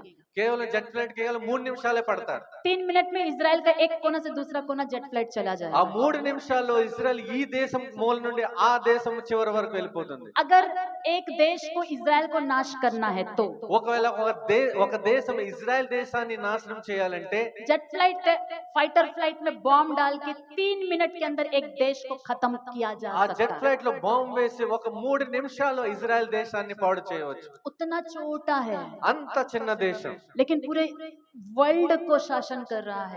కానీ మొత్తం ప్రపంచాన్ని వాళ్ళు శాసిస్తున్నారు. कितने लोग विरोध में आ रहे हैं, कुछ नहीं कर पा रहे हैं। ఎంత మంది విరోధులుగా వస్తున్నారు కానీ ఏం చేయలేకపోతున్నారు. क्यों आपको पता है? ఎందుకో తెలుసండి? परमेश्वर ने वाचा बांधा है, దేవుడు వారితో నిబంధన చేశాడు. अब्राहम की वाचा, అబ్రహాం యొక్క నిబంధన, परमेश्वर का अनुग्रह है उसके దేవుని ऊपर। యొక్క కృప ఉంది ఇజ్రాయెల్ దేశం మీద. उस देश को प्रभु ने चुन लिया है। ఆ దేశాన్ని దేవుడు ఎన్నుకున్నాడు. अगर परमेश्वर किसी के साथ वाचा बांधता है, ఒకవేళ దేవుడు ఎవరినైతే దేవుడితో ఎవరితో నిబంధన కానీ వాగ్దానం చేస్తాడో, परमेश्वर किसी को चुन लेता है, దేవుడు ఎవరినైనా ఎన్నుకుంటే, किसी को अनुग्रह दे देता है, ఎవరి మీదనైనా దేవుడు కృప ఇస్తే, वो छोटा है उससे मतलब नहीं है, అది చిన్నదా దానికి దాంతో ఏం సంబంధం లేదు. कितना बड़ा परमेश्वर है उससे मतलब है. ఎంత పెద్ద దేవుడు అదే సంబంధం. इजराइल का परमेश्वर इस दुनिया का बादशाह है. ఇజ్రాయెల్ దేవుడే ఈ లోకానికి పెద్ద చక్రవర్తి.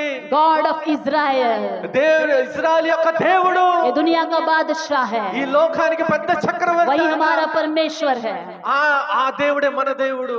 आज के इस करंट देश अभी इस हालात में ఈ పరిస్థితిలో ఈ దేశం 2025 में ఈ 2025లో इजराइल के पास क्या क्या आशीष है मैं बताना चाहूंगी. ఇజ్రాయెల్ దేశంలో ఏ ఆశీర్వాదాలు ఉన్నాయని నేను చెప్తున్నాను. एरोस्पेस इंडस्ट्री में इजराइल टॉप है.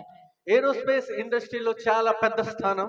डिफेंस में इजराइल टॉप में है, वर्ल्ड में टॉप. డిఫెన్స్ లో కూడా ప్రపంచంలో పెద్ద గొప్ప స్థానం. इंडिया के लिए जो भी हथियार हम मंगाते हैं उसमें इजराइल से भी हम हथियार मंगवाते हैं. మన ఇండియాకి ఆయుధాలు రప్పించినా మనం ఇజ్రాయెల్ దేశాన్ని నుండి కూడా మనం రప్పిస్తూ ఉంటాం. AK-47 जितने भी बंदूक आप दिखाई दे रहे हैं इंडिया में जो भी यूज होता है सब कहां से आते हैं? इजराइल से सप्लाई होते ఆ हैं. గన్స్ అన్ని కూడా AK-47 పెద్ద పెద్ద గన్స్ కూడా ఇజ్రాయెల్ నుండే రప్పిస్తారు. AI मतलब आर्टिफिशियल इंटेलिजेंस में इजराइल वर्ल्ड में टॉप है. AI ఆర్టిఫిషియల్ ఇంటెలిజెంట్ లో కూడా ఇజ్రాయెల్ పెద్ద స్థానమే. इजराइल में 5 टॉप IT कंपनीज है ఇజ్రాయెల్ లో పెద్ద 5 ఐటీ కంపెనీస్ పెద్ద టాప్ గా ఉన్నాయి, जो वर्ल्ड पर राज्य करती है. ఎందుకు మొత్తం ప్రపంచం మీద ఏలుబడి చేస్తున్నాయి. इसमें नंबर 1 है एप्पल, అది నంబర్ 1 ఒకటి యాపిల్, माइक्रोसॉफ्ट, ఒకటి ఇంకోటి రెండవది మైక్రోసాఫ్ట్, अमेजॉन, అమెజాన్ మూడవది, Alphabet, Alphabet 4, Meta, Meta, Nvidia, Nvidia, Tesla Tesla और फेसबुक, ఫేస్బుక్, गूगल. గూగుల్. ये सब किसके द्वारा शुरुआत हुए? ఇవన్నీ ఎవరి ద్వారా ప్రారంభించబడ్డాయి? इजराइल के द्वारा. ఇజ్రాయెల్ దేశం ద్వారానే. आज वर्ल्ड पूरा कैप्चर करके रखा है. ఈ రోజు మొత్తం ప్రపంచాన్ని క్యాప్చర్ చేసి ఉంచారు. एंड्रॉइड फोन स्टार्ट हुआ इजराइल के द्वारा. ఆండ్రాయిడ్ ఫోన్ ప్రారంభమైందే ఇజ్రాయెల్ దేశం నుండి. फार्मास्यूटिकल कंपनी में इजराइल टॉप लेवल में है. ఫార్మాసిటికల్ కంపెనీ ఇజ్రాయెల్ దేశం నుండి చాలా ప్రఖ్యాతిగాంచింది. फूड और एग्रीकल्चर में इजराइल टॉप में है. ఫుడ్ అగ్రికల్చర్ లో కూడా మొదటి స్థానంలో ఉంది ఇజ్రాయెల్ దేశం. इंडिया में कोई भी बेस्ट कृषि का जो एग्रीकल्चर का सीखना चाहता तो इजराइल जाकर पढ़ाई करने जाते हैं. ఒకవేళ అగ్రికల్చర్ విషయంలో ఏదైనా నేర్చుకోవాలంటే బెస్ట్ గా ఇజ్రాయెల్ దేశం వెళ్ళి నేర్చుకోవాలి. और मैक्स बर्नर इंटरनेशनल चॉकलेट का ब्रांड भी जो है इजराइल ने ही बनाया. తర్వాత मैक्स ब्रेनर, మ్యాక్స్ బర్నర్ ఆ చాక్లెట్ గురించి ఇన్వెన్షన్ కూడా ఆయన చేశారు. वो जो ब्रांड है वो इजराइल में ఆ है. బ్రాండ్ కూడా ఇజ్రాయెల్ దేశంలోనే ఉంది. इस्कार ISCAR इस्कार मेटल वर्किंग चेन भी इजराइल में है. ఐఎస్సి అది CAR CAR metal working chain metal working chain वो भी इजराइल में है. అది కూడా ఇజ్రాయెల్ దేశంలో ఉంది. साइबर सिक्योरिटी टॉप में है इजराइल का. సైబర్ సెక్యూరిటీలో కూడా టాప్ లో ఉంది ఇజ్రాయెల్ దేశం. प्लास्टिक और एग्रो केमिकल में भी टॉप में है. ప్లాస్టిక్ మరియు అగ్రో కెమికల్ లో కూడా టాప్ లో ఉంది. वाटर मैनेजमेंट में इजराइल बहुत टॉप में है. తర్వాత వాటర్ మేనేజ్మెంట్ లో కూడా టాప్ లో ఉంది. एटमॉस्फेरिक वाटर जनरेटर भी इजराइल ने ही खोजा. అట్మాస్ఫియరిక్ వాటర్ జనరేటర్ కూడా ఇజ్రాయెలే సృష్టించారు. गंदा पानी को शुद्ध करने का जो मशीन है इजराइल ने खोजा है. అది అది అది ఆ చెడిపోయిన నీరుని కూడా దాన్ని శుద్ధి చేయడానికి కూడా అది క్లియర్ చేయడానికి కూడా దాని మషిన్ కూడా వారి కనిపెట్టారు. और जो है रत्न और ज्वेलरी जेम्स और पॉलिश केवल डायमंड जो इजरायली व्यापार ఆ करता है. డైమండ్స్ అవన్నీ కూడా వజ్రాలు కూడా ఆ పాలిష్ చేసే అది కూడా మెయిన్ ఇజ్రాయెల్ దేశం నుండి ప్రారంభమైంది. ऑप्टिकल में, टेक्निकल में, मेडिकल में इजराइल आगे है. ఆప్టికల్, టెక్నికల్, మెడికల్ లో కూడా ఇజ్రాయెల్ ముందు స్థానంలో ఉంది. मिनरल्स के प्रोडक्शन में इजराइल आगे है. మినరల్స్ ప్రొడక్షన్ లో కూడా ఇజ్రాయెల్ ముందు స్థానంలో ఉంది. बैंकिंग सर्विस में भी इजराइल अच्छा आगे बढ़ रहा है. బ్యాంకింగ్ సర్వీస్ లో కూడా ఇజ్రాయెల్ ముందుగా మొదటి స్థానంలోనే సాగిపోతుంది. माइक्रोसॉफ्ट के कुछ कंपनी है जो बहुत ही जो है टॉप में काम कर रही है. మైక్రోసాఫ్ట్ కంపెనీస్ కూడా చాలా టాప్ లో పనిచేస్తుంది. उसमें कुछ फेमस है विक्स कंपनी, దాంట్లో ఫేమస్ విక్స్ కంపెనీ ఉంది, Check Point company, Check Point company, CyberArk, తర్వాత CyberArk, Mobileye, Mobileye, HiBob, HiBob, A121, A121 labs, labs కూడా, Cognyte, Cognyte, Canditech, Canditech, CytoReason CytoReason, और Intel. Intel. Intel company India में भी हमारा है, Intel भी उन्हीं का है। ఇంటెల్ కంపెనీ కూడా మన దేశంలో ఉంది.